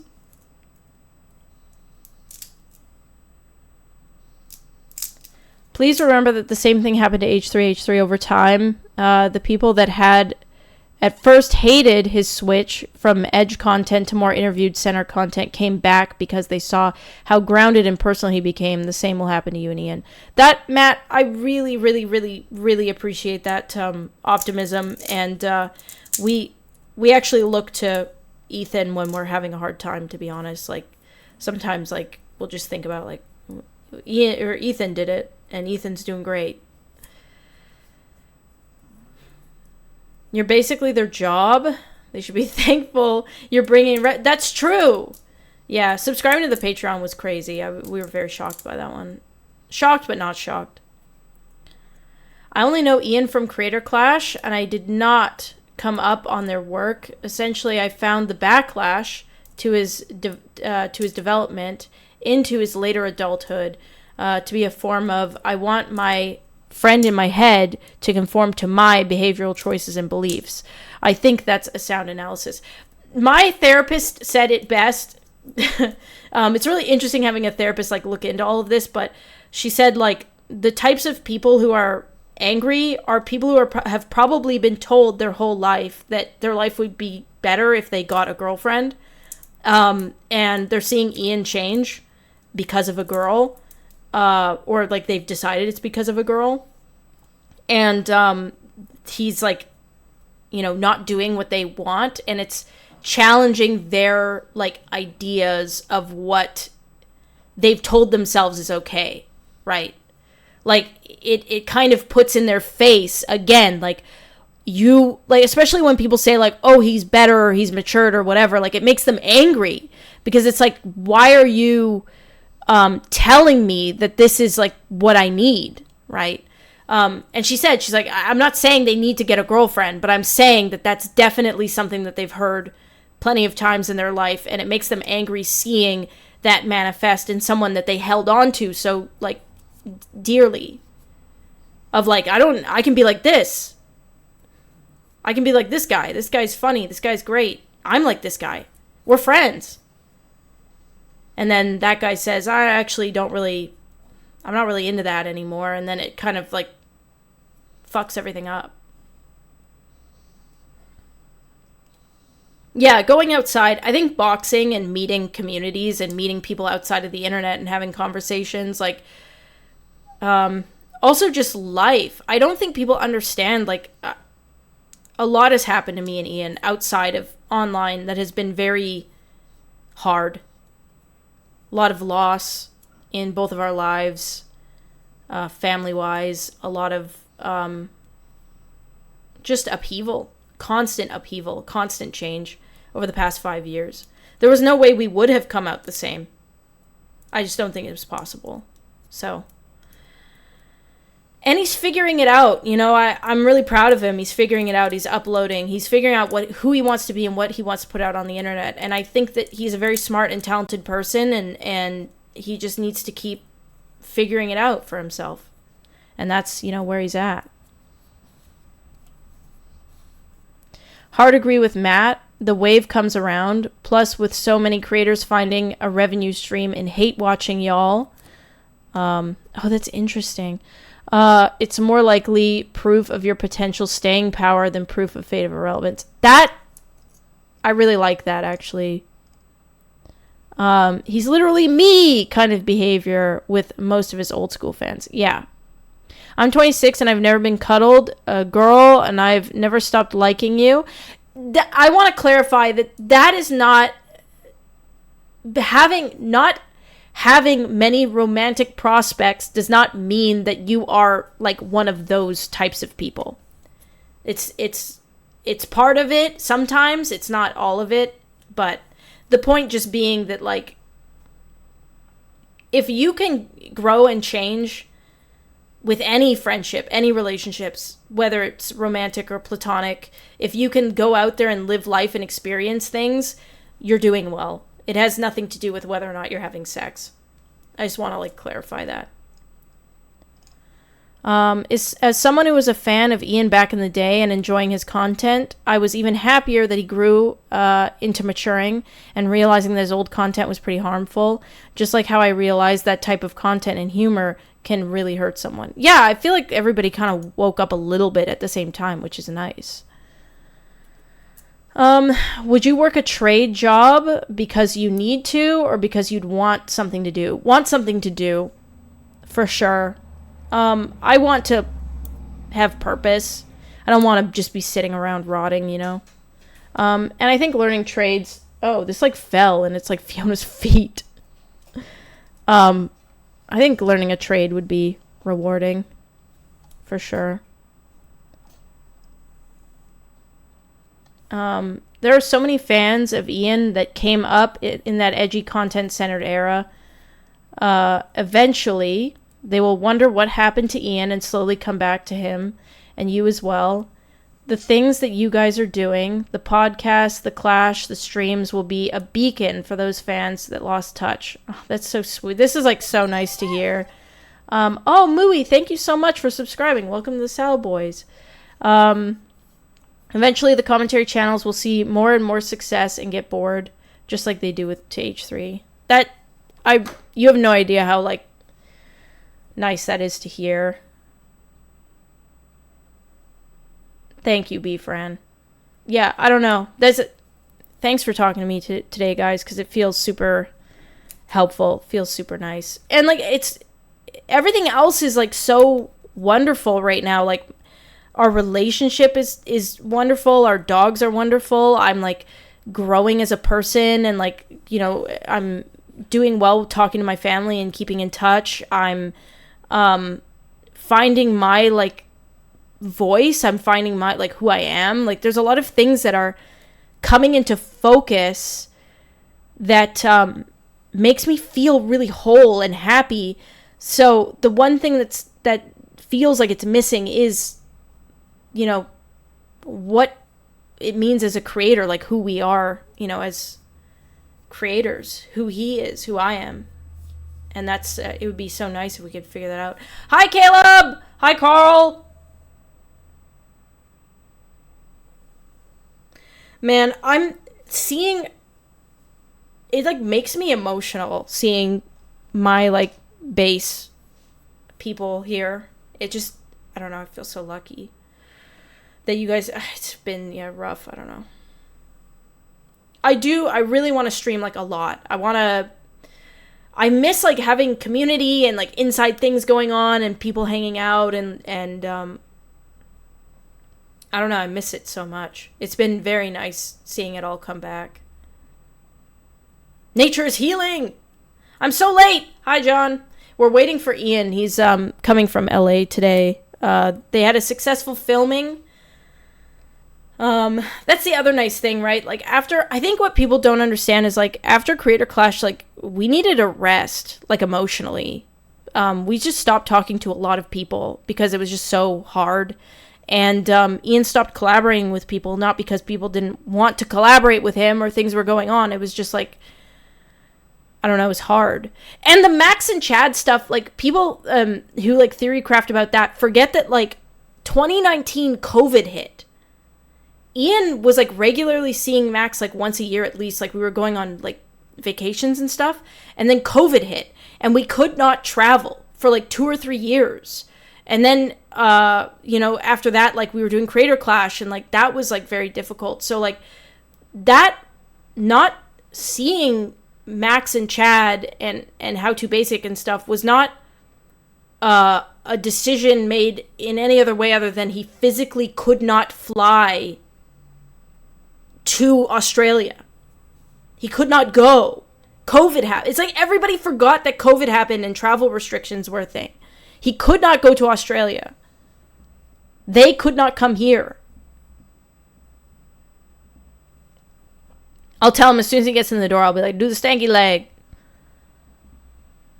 It will improve, but with the direction of your work in the field of content creation, your humanity comes through and it is informed by proper boundaries.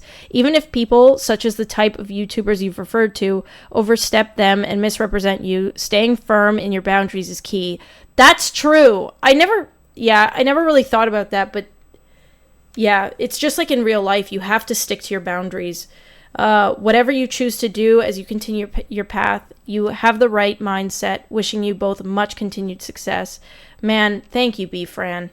Very emotionally intelligent, like, sound and comforting replies. It means a lot.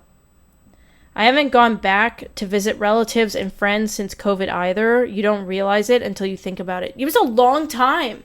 It was a long time. When the OnlyFans stuff was happening, we had nowhere to go. Everything was shut down. Even the fucking hiking trails. That was the beginning of, like, when it rains, it pours, because we were so mad. We were so mad. And there was nothing we could do other than sit in our house and, like, watch Hunter x Hunter. And we were like, fuck it, we're gonna go on a walk. Like, there was, like, this abandoned golf course that you could, like, walk. Nobody thought to shut it down, and we went there with Blitz, and we walked for like 2 hours. And like that next morning we woke up and Blitz couldn't lower his head to drink water or eat food. I was so scared. I was so scared. So we took him to the emergency vet. Couldn't go in with him because COVID. Turned out he had IVDD, that disc disorder where, like, one of his discs was too close to the other, and the walk flared up his spine, so he couldn't move, so he had to go on painkillers. I'm not gonna play Baldur's Gate today, but probably tomorrow. I'll probably be on tomorrow. I kind of just impromptu did this stream because I was bored, and I'm just, like, waiting for Ian to get home. I'm probably gonna get off and eat pretty soon here, but because I haven't had lunch. But yeah, no, it was like very when it rains it pours. Like, that was the beginning of things getting hard, for sure. COVID really fucked up so much, man. But also, I was living by the beach back then, and it was sick because the beaches were empty all the time. That would be so magical feeling. It was amazing. Nature was healing for a little bit. Yeah, wasn't it like there were dolphins in Italy in the canal or something? Yo, I gotta go and have been mostly lurking, but before I leave, I just wanted to say this has been my first time really watching, and it's been super enjoyable. Thank you. Thanks, Bwanji. Wishing you and Ian all the best, and can't wait for the next stream. Thank you. That means a lot. I would love to gather more regulars. Shut up, Hoob. That's why we need Caleb. The only person who puts Hoob in his place is Caleb. The cleanest the New York City subways have ever been was during COVID. Yeah, that makes sense. I was seeing someone in LA and flights were $30 one way. I basically lived there with her for a year and a half during lockdown. That's a crazy memory. That's so cool. The combination of COVID and this last big rain in California has invigorated the bugs and animals a ton this year. That's neat. I'm new, so I just thought this was really interesting and intense backstory for your Baldur's Gate 3 roleplay. Fuck! I actually wish... I wish that were true. Yeah. I always think about... Do you ever do that? Where you, like, one day you look around and you're like, what the fuck happened? What the fuck happened? Because it happens to me a lot, especially recently. It reminds me of that Talking Heads song, and the days go by. Yeah. I don't know. What the fuck? I remember... I have this, like, really distinct memory of, like, being in university. I was in a drawing class, and you guys seem real. Keep your chin up. Thank you, Corbin. I appreciate that. I was in drawing class, and the art teachers there, they either like you or they fucking don't. And this one, he did. He gave me like a B+, I think, on something, and it made me really emotional because I was having a really hard time in my art classes. And it's really hard to, like, know why I was having a hard time because it's so subjective. And he said to me, he was like, you know you don't have to be here, right? You don't have to be here. You don't need to be here. And I was like, what? And what do you mean? He goes, there's plenty of people that go on to do great things that don't show out for their college degree. Like, they don't finish it. And I really thought about that for like a couple months. And I decided to quit college. And I left everything to, like, I think I had, like, I sold my goalie equipment used. I had like $500, $550. And I moved to British Columbia. Very little money. And lived in a basement with like 2 other girls. And I thought to myself at the time, I was like, this is the beginning of, like... And that's, like, my last memory, it feels like. And then I look around now, and I'm like, what the fuck? Like, what? How did I become, like, one of the, like, least liked people on the internet? I feel like more people hate me than Onision. And maybe it's because I'm in it, like I'm seeing it, but that's what it feels like. It feels like I quit college to become the most hated person on YouTube. Oh Lord, not the onion. You know what's funny? I made a joke about Onision to my therapist that I didn't think she would get. I forget that she like she knows like some YouTube lore, and she burst out laughing, and I was like, whoa. I was like, Onision mentioned. Onion definitely has more haters. I hope too. Hey, I hope too. But it's weird. You look around and you're like, what the fuck happened? I quit college. I told myself, like, this is the beginning. I'm going to be like an artist or something. I'm going to, like, I was working 2 jobs. I was working at Denny's in the greeting card shop, and I was painting. And I was like, I'm just going to try and live my dream. You know, I was barely making enough money to exist. eating oats every single day mixed in with raisins. And now we're here. What? Finian! Thank you so much for the 6 months. Welcome back to the Salad Boys. I grew up on edgy YouTube content and eventually matured a lot through the pandemic, plus conceding BLM protests. Oh, coinciding. Reading is hard. Coinciding BLM protests, and now have found myself back again watching H3 and Ian, both just like I did a long time. That's sweet. I love that. That is very comforting to know. I'm sorry, I gotta go study for my summer classes. Hope to see y'all soon. Thanks for the fun stream. Thanks, Megan. Thanks for hanging out and inputting. I really appreciate it. That makes sense. Regular anxious people that aren't famous might think that way if they have one bad interaction. So it's got to be wild on that scale. Yeah, yes. Yeah, that's true. When you see a hate video where you're like painted green on a thumbnail and it's got like 500,000 views to 1 million views, you do think to yourself, like, the whole world hates me. Like, it's hard to not have that thought, right? That's a lot of people. Like, imagine having a stadium of 20,000 people booing at you. Imagine you're standing in the middle of a stadium having 20,000 people booing at you. I would fold so fast. Well, you're a wallet, so. No, I just like 1 million people. That is like, if you lived, sorry, Merlin, if you lived in Seattle, that's the whole city. The whole city of Seattle. Imagine you're like walking down the street and everybody's like, fuck you. I don't know. It does something to you. It changes your brain chemistry. It really does. You're definitely not hated like Onision. That dude can never live a normal life again. That's true. No.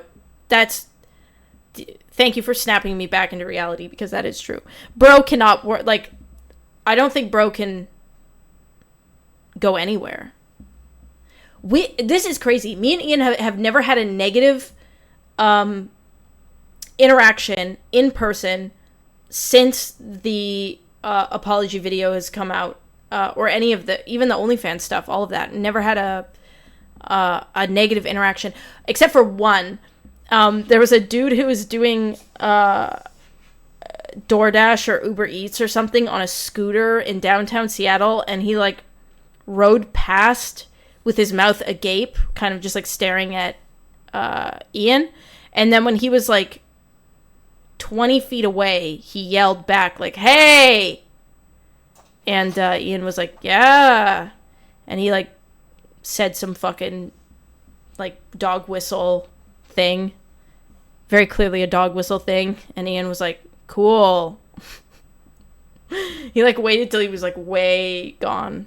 It was very weird. So that is the one time. And it wasn't even really at him. It was like more like some like dog whistle thing. Have you seen the Martin Scorsese? Is that how you say that? I always fuck up his name. Movie After Hours. I feel like it has similar vibes to that. No, I have not. That's so cringe. Scorsese. Thank you. I heard the new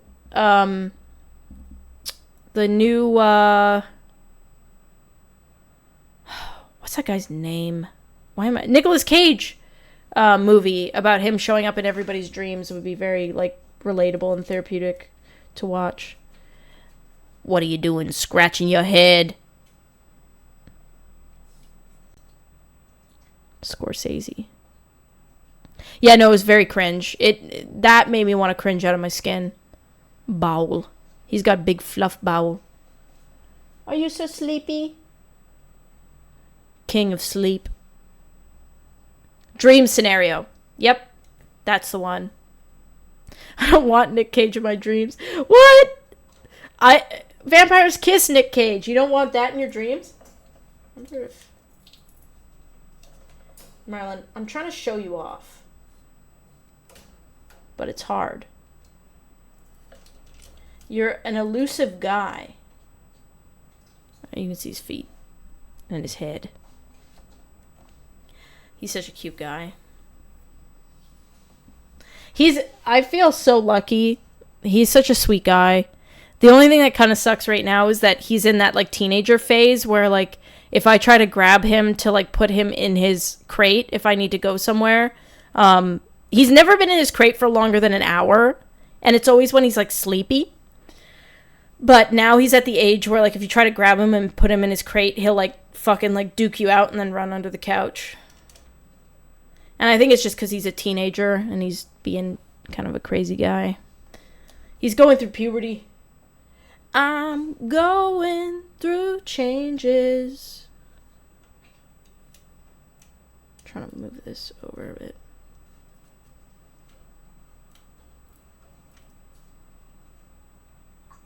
Nice. He's so cute. He always looks like he's melting. He's so saggy. He's a saggy guy.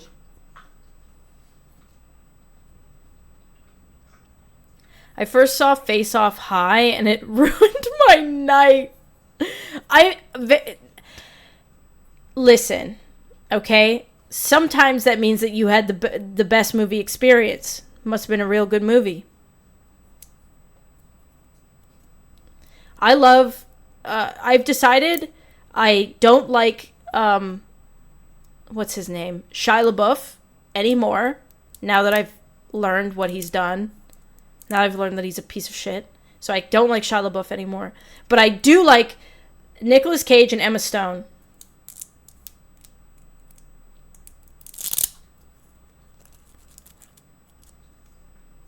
Shia LaBeouf.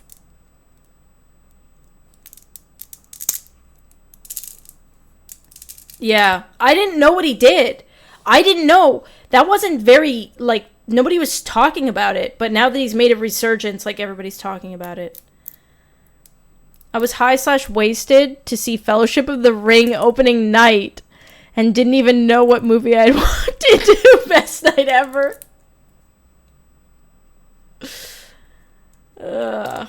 That's sick.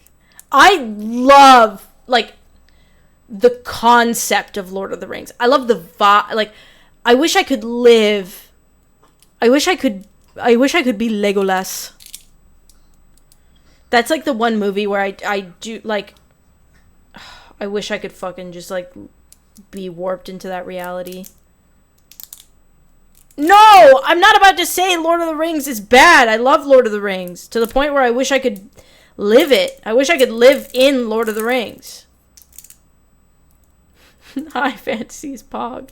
It's the best. I want somebody to make a new Lord of the Rings or something.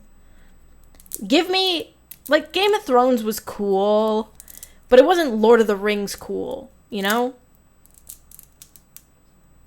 I need, like, I don't know. I'm such a fan of that shit that, like, people say The Hobbit was bad. I don't think so. I think it was fucking awesome. Rings of Power on Prime is good. Wait! Really? Fiona's, like, scratching the wall with her foot. Wait! I didn't even know that existed. Rings of Power. Lord of the Rings is just goofy enough, in my opinion. Game of Thrones is too serious. I agree. They need a Gimli. I actually regret not naming him Gimli. I think he's a Gimli. He's aged into a Gimli. In my opinion. But they need a Gimli. Yeah, I was very close to naming him that. But I didn't know how he was going to age. So. But I think Merlin is a great name for him too. Gimli means, like, fire or flame, which is part of the reason also why I wanted to. But I don't know. Man, I really gotta watch Lord of the Rings again. What time is it? 1:38. I wonder if Ian's on the plane. I'm gonna say, hey, bro, are you on the plane?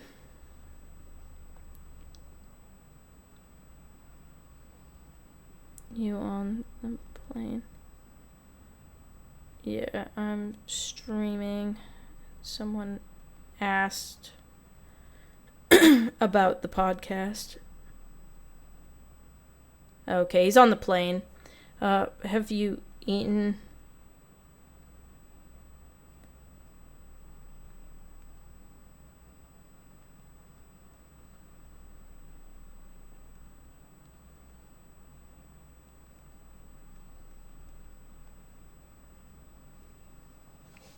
I had, because my teeth are still fucked, like my gums, I, for breakfast made oatmeal, and then I, like, whipped up some egg white. You make it all, like, foamy, and then you mix it in and you cook it, and it makes, like, a really good texture. I really like it. Get a lot of protein. So should I wait? I think I should wait. Sounds like Ian hasn't eaten. Severance. What the hell is that? Severance. Okay, I'll wait for Ian to eat. I haven't watched Dune 2 yet because Merlin was just a little babe when Dune 2 came out and we couldn't leave him for that long. Can't believe you didn't get stitches and don't have a mouthful of gauze. Actual divine intervention. Yeah, so she said because they were fully erupted, it was pretty, like, they came out really easily. She just, like, grabbed them with the pliers, pushed up, and then pulled out. And they just slid out, like, just the whole tooth. And to be honest, like it hurts, kind of, but, like, not a lot. Like, if I woke up one day, with that memory wiped and you asked me, like, what was wrong, I would say, like, maybe I'm starting to get sick. Like, that's the time. I don't have any Tylenol in me or anything. I'm just, like, chilling. Severance is an Apple TV show satire about modern corporate workplace. Oh. I want to watch that. The Curse is good. If you haven't watched The Curse yet, you should definitely watch The Curse. All right, I got to get ready to go. Ooh, a hair appointment. I'll ask you later what you got done. Have a good day/night, and I will see you later. I think it's so cool that Tolkien gave Lord of the Rings a backstory as if he discovered it in an old European mansion and just changed some of the names and places to make it fantasy. It's meant to be written as a kind of diary by Frodo. That's so fucking cool. I love that. Did you hear about the new Catholic patron saint of the internet? Huh? What does that mean? The Curse was wild. It was so good. So good. Nathan Fielder's so talented. Fully Erupted is going to be my new stage name. No one steal it. Fully Erupted. I do think you would get a lot of, like... I think you would get a lot of applause, tips, love, admiration, if you did use that name. Yeah, Emma Stone is a fantastic... She's just been picking, like, banger after banger after banger thing to act in. Because, like, Poor Things, like, both her and Mark Ruffalo were so fucking good in that movie. Unbelievable. Unbelievable.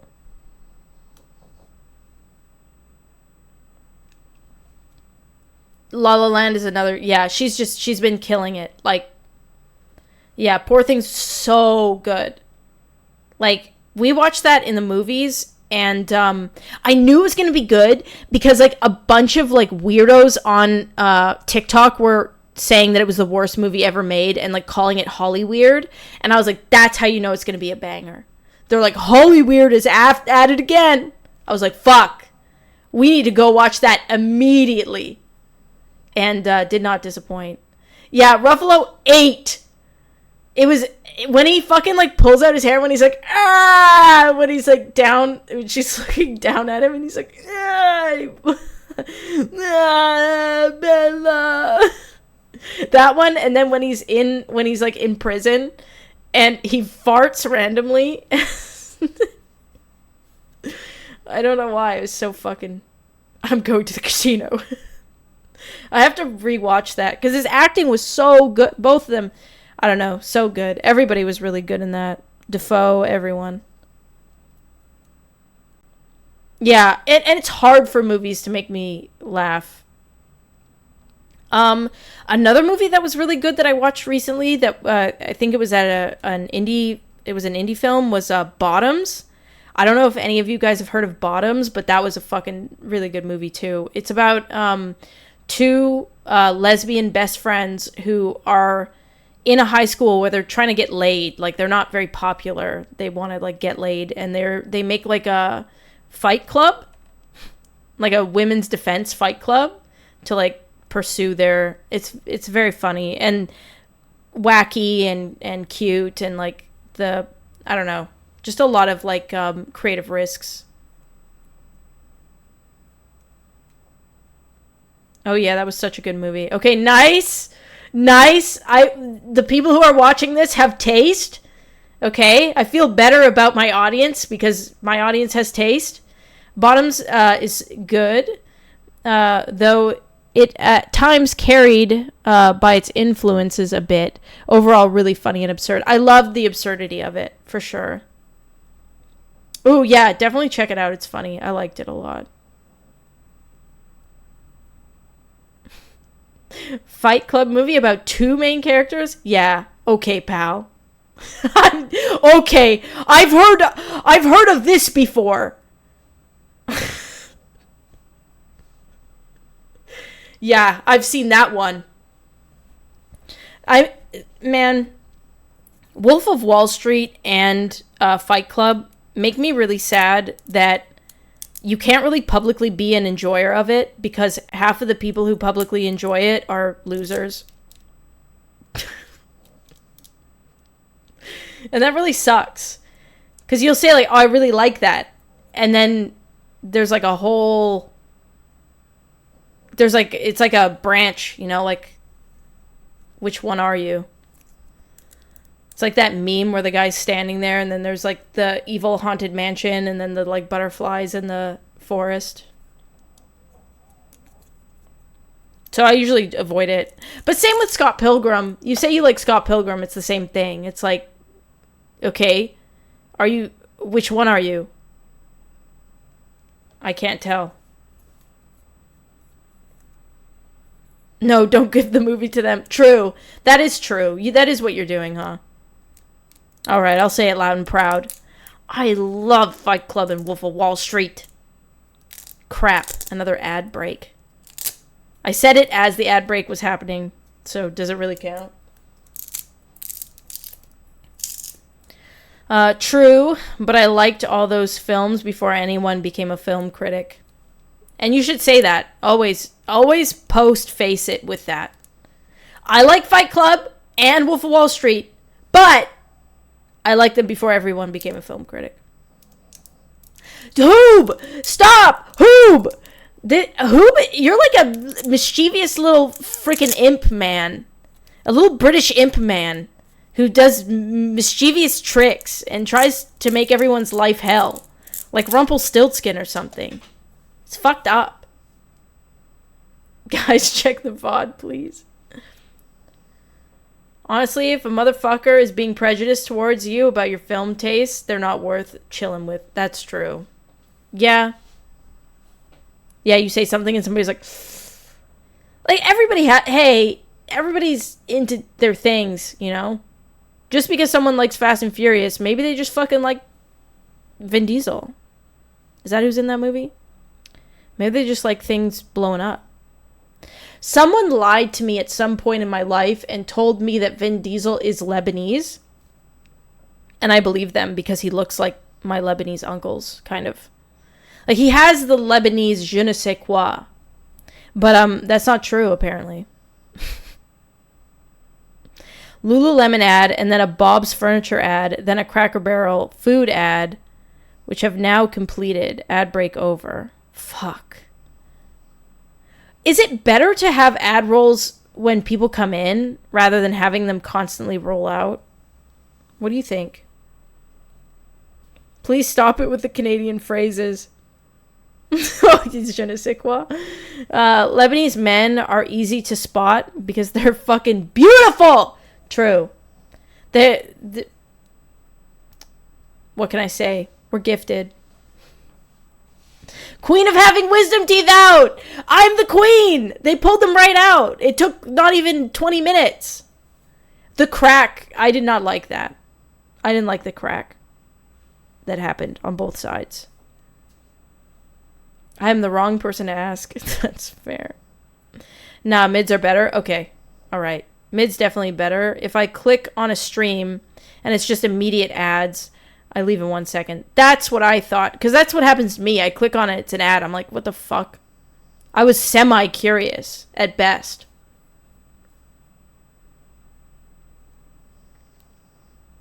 I got a kick-ass huge chocolate cookie ad. And it looked like you were doing the voiceover. Nice. Was it like a crumble cookie ad? Do they fill the gaping void where the teeth used to be or what? No. She said I didn't even need what the Sigma? Sorry, I had to. I watched sorry, that my brain skipped around. No, they pulled it out. I didn't even need stitches, she said. I watched this video of this child talking to his dad, and he said, "Shut the Sigma up." What the Sigma? Shut the Sigma up. That's what he said to his dad. I was like, oh no. This is that is why I can never have kids. Shut the Sigma up.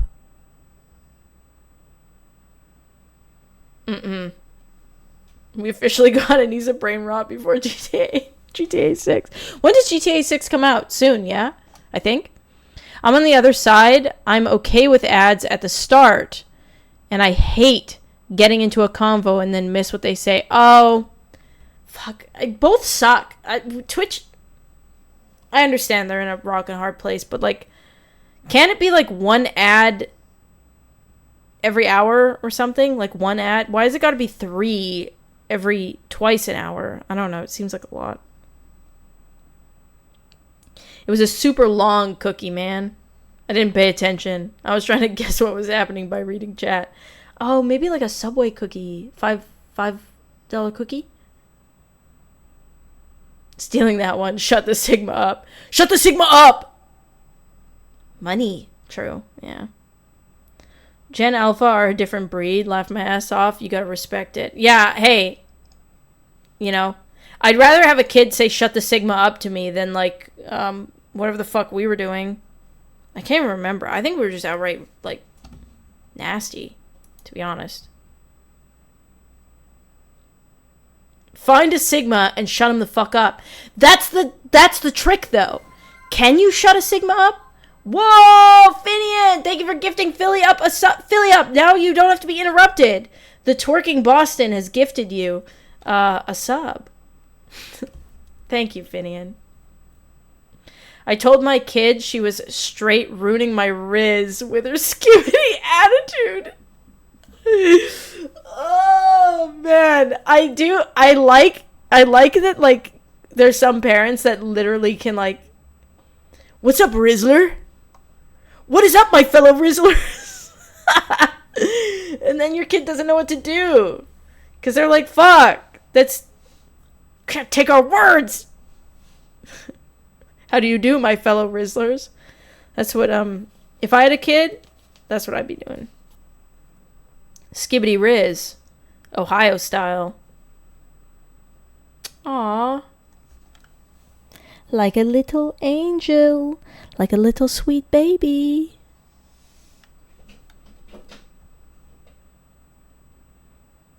That's the coolest thing I've ever read. There's also teachers that are figuring out like how to shut their kids up, like basically doing the like mewing thing to them. I'm a mewing god now. Look. Now that I got my teeth fixed, I had chronic inflammation in this area. Now I have a jawline. What the Sigma?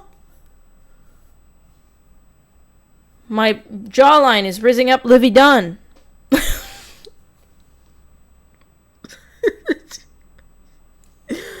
Oh I didn't know who Livy Dunn was. I still don't know who Baby Gronk is. Holy shit, the Quiet Coyote evolved into telling kids not to break their mewing streak. Yes. Don't break your mewing streak, kids. It's working, apparently. There's a lot of teachers that are saying that it's working. The mewing kings. Can you imagine being 70, or 65-ish? Like, you're tenure at your school. You're just fucking, trying to, get through the years. And you have kids doing this shit at you? You'd be like, what hell am I in? You'd be so confused. You don't even know what a phone is. There's no catching those people up to speed. They're just in hell. Baby Gronk is a child of Baby Shark. I thought Baby Gronk was literally just a baby that maybe looked like Gronk the football player. I don't know. All I know now is that there's a new wave of popular streamers. That's how out of touch I am now. I was pretty in touch for a while, but I kind of lost it. I think after Tyler One, I was very involved in that. I was like, okay, Tyler One's the it girl. And then Sneeko and I don't even know, started getting popular, Aiden Ross, and I was like, okay, well, at least I'm aware of them. And now there's this dude named Sketch who's like, what's up, brother? And I'm totally gone. I'm out. I don't know if I hit 30 and the fad doors closed on me, but now I feel I'm totally... Sneeko is someone that will make you sad if you look them up. That's the best way to put it. Sneeko will make you sad if you look them up, so it's best not to. But it was, I will say, it was really fucked up for that UFC fighter to fuck him up in the cage like that. I don't know if any of you guys saw that, but that was fucked up. What was that guy's name? He, it's a UFC fighter who, he went on Theo Vaughn's podcast recently. Sean Strickland. Thank you. Sean Strickland, invited Sneeko to spar. And let me give you the inside scoop on that, right? When Ian was training for his event, there were pro fighters that offered to spar with him. In the fighting world, if a pro fighter is offering to spar with you, what they really mean is lightly tap you up while you try to punch me. That's usually what that means. Okay? Ian, sparred with Hot Rod, who's a very good fighter, who actually fought on the card, on our last card, before the YouTuber fights happened, and just obliterated the guy he was fighting. And I watch the footage all the time, and Hot Rod was very gentle, right? These guys can fuck you up. And the pros love asking to spar because it is good for them, right? They're competing on selling their personality. It's the sad reality of fighting. You're selling your personality more so than you're selling your fighting ability. So it's a great collab opportunity. But you have to have a coach that looks out for you and knows the scene. Because there are some guys that ask if they want to spar, if you want to spar, and what they actually mean is, do you want me to humble you? Okay? There's two different types of guys in the pro fighting world. And what Sean Strickland was asking him was, do you want me to humble you? Yeah, Sean Strickland is the last guy that you want to spar. Yeah, as a non-fighter, for sure. There's just certain guys out there that, they can't hold back. They don't want to hold back in sparring. So you have to be very careful with who you say yes to in the pro world to sparring. Sean asked Sneeko if he wanted to spar. And whoever was, somebody needed to be looking out for Sneeko. There should have been someone there that said no. And no one did. No one said no. And Sean, I'm surprised that Sneeko was standing, because that is so dangerous. It was so dangerous. It was hard to watch. It was very painful to watch. He basically waited for the last, 10 seconds, 30 seconds, and just started wailing on Sneeko. And it was sad. It was almost like because Sneeko wasn't going down, he just started wailing on him harder. Sean isn't known to put people out with that shot, to be fair. True, but and I guess Sneeko doesn't have a lot of head damage history and stuff, but still, that's getting hit by Sean Strickland at all, is terrifying. But getting hit repeatedly, I'm just surprised that he stayed standing. I would fucking went into fetal. Yeah, unprotected shots too. I don't know. It made me sad to look at. Was Sneeko fucked in the head beforehand, or could we blame this on it? Yeah, I don't know. That guy's an odd duck. Not relevant to sparring, but if I was a pro fighter fighting an amateur, I would probably want to knock them out just for the sake of pride. The thing is, though, if you're a pro fighter, you know what getting knocked out does to you health-wise. It's not... And also, body shots, you can... I remember when AB couldn't get up after he went to the stool, and he couldn't get up, and where he was pointing to on his body, I was terrified that he had ruptured his liver. Because, liver shots, especially unprotected, can do a lot of damage to your body. And the way that he was pointing and the way that he couldn't get up, I was very concerned that he had... one of his organs was not doing well, and that was scary. But it turns out that AB had just never gotten hit. The first time you get a liver shot or you get a hit on a direct organ, your body physically a lot of the times won't let you continue. You have to fold, and you can't get up. You can't keep going, and you can wait it out. But the immediate is very scary. You lose all kind of control. And I think that happened to AB where he folded and he couldn't get up for a second. And he wasn't sure what was going on with his body. So he called it, which I think is smart. Sparring isn't a fight. It's a practice session. People who knock someone out in a spar don't deserve practice partners. Yeah, in a lot of gyms, if you do that, you get casted out. Unless you're a pro fighter that they want to suck, and then you get special privileges. But people get warned before getting in the ring with them that they're known to be bad sparring partners. That's the way they'll put it. Watching Lex Friedman and GSP sparring is probably the most wholesome thing I've ever seen. GSP is so instructive and nice. GSP, when we went to watch Jake Paul fight Silva, he was in front of us in getting coffee, and he was buying condoms. And I was like, "Damn, GSP, go fuck!" And as he was buying condoms, his phone rang, and it was the Darth Vader theme. And so now I associate GSP with condoms and Darth Vader, which I mean is pretty fucking cool. He actually. It's funny, I've been in proximity with him accidentally twice now.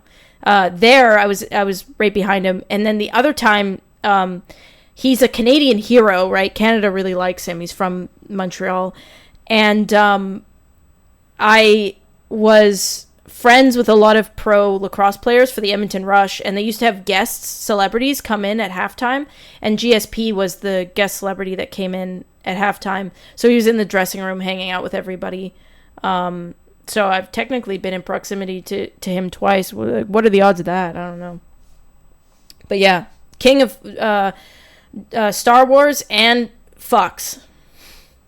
That's what I know about GSP.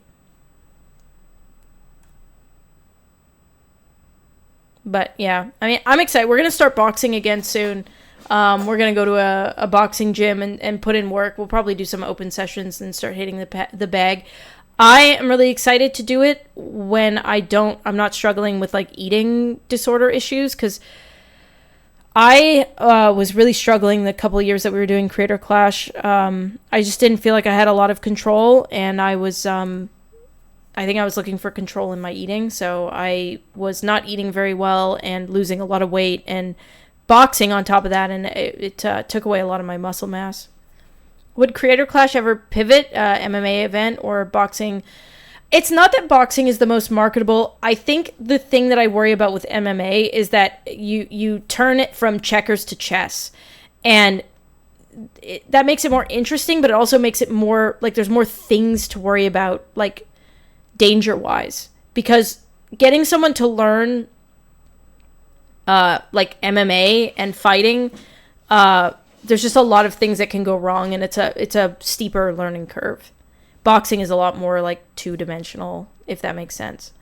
But I think that would be cool. It's already such a risk that it feels like it would be too much. Yeah, a lot of disciplines, and like somebody might spec into one and then not learn how to like defend another, or like, you know, like I feel like a lot of people would probably end up jiu-jitsu wrestling, which is cool, but there's just a lot of opportunity for things to also like back of the head shots and stuff, or like it's just so much you have to worry about. Boxing is already so much to worry about. Boxing, I'll have you guys know, when those fights are going on, I'm like hovering with a bucket, like ready to puke, because I'm so fucking worried. I get so anxious during that shit. I'm the one who like, I sign these people up to do this and work with them. You know, I'm going through all their fears, talking with them when they need someone, like, you know, telling them that this is like a thing to do, and then they go out there and fight, and I have to watch them. I care about all of them. And so you have like it feels like all of your children are like going out to death match each other, and it is so,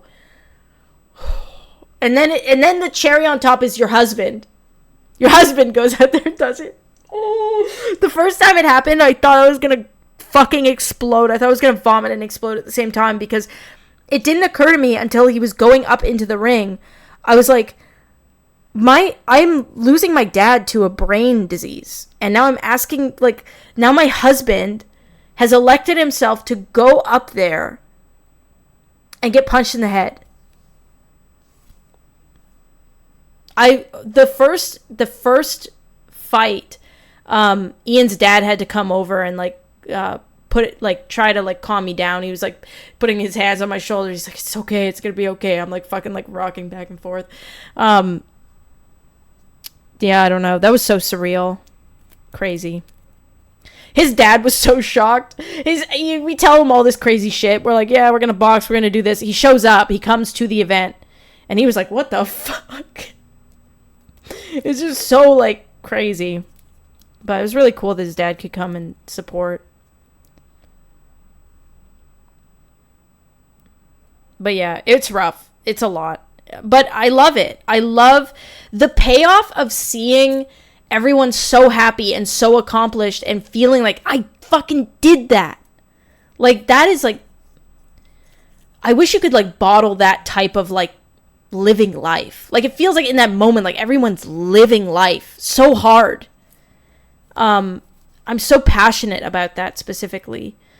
And I want to do it again. I want people to be there for it again. I want people to see it again. It is so, yeah, the Michael Reeves fight was legendary, especially fucking screaming after with the fucking Minecraft mouth guard. I don't know. It is very special, for sure. Okay, it's 2:08. I think Ian's landing right now. I should probably get up and get Merlin up and moving a little bit, and maybe take Fiona for a WALK. Thank you for listening. Thank you for witnessing me make new clips for commentary channels. Yeah, I don't know. I feel really good. I've really been enjoying streaming. I want to keep doing it regularly. I would love to build a community back up. And next time I'm not driving, but I'm looking forward to another CC. Yeah, the drive is crazy. You drove a crazy distance, and you did it all like in a very short period of time. Swag, I'm sorry. I'll be back. I might be playing Baldur's Gate 3 tomorrow. Either tomorrow or the day after. We'll see. I have therapy tomorrow. But yeah. Thank you for watching, and I will see you guys soon. Bye.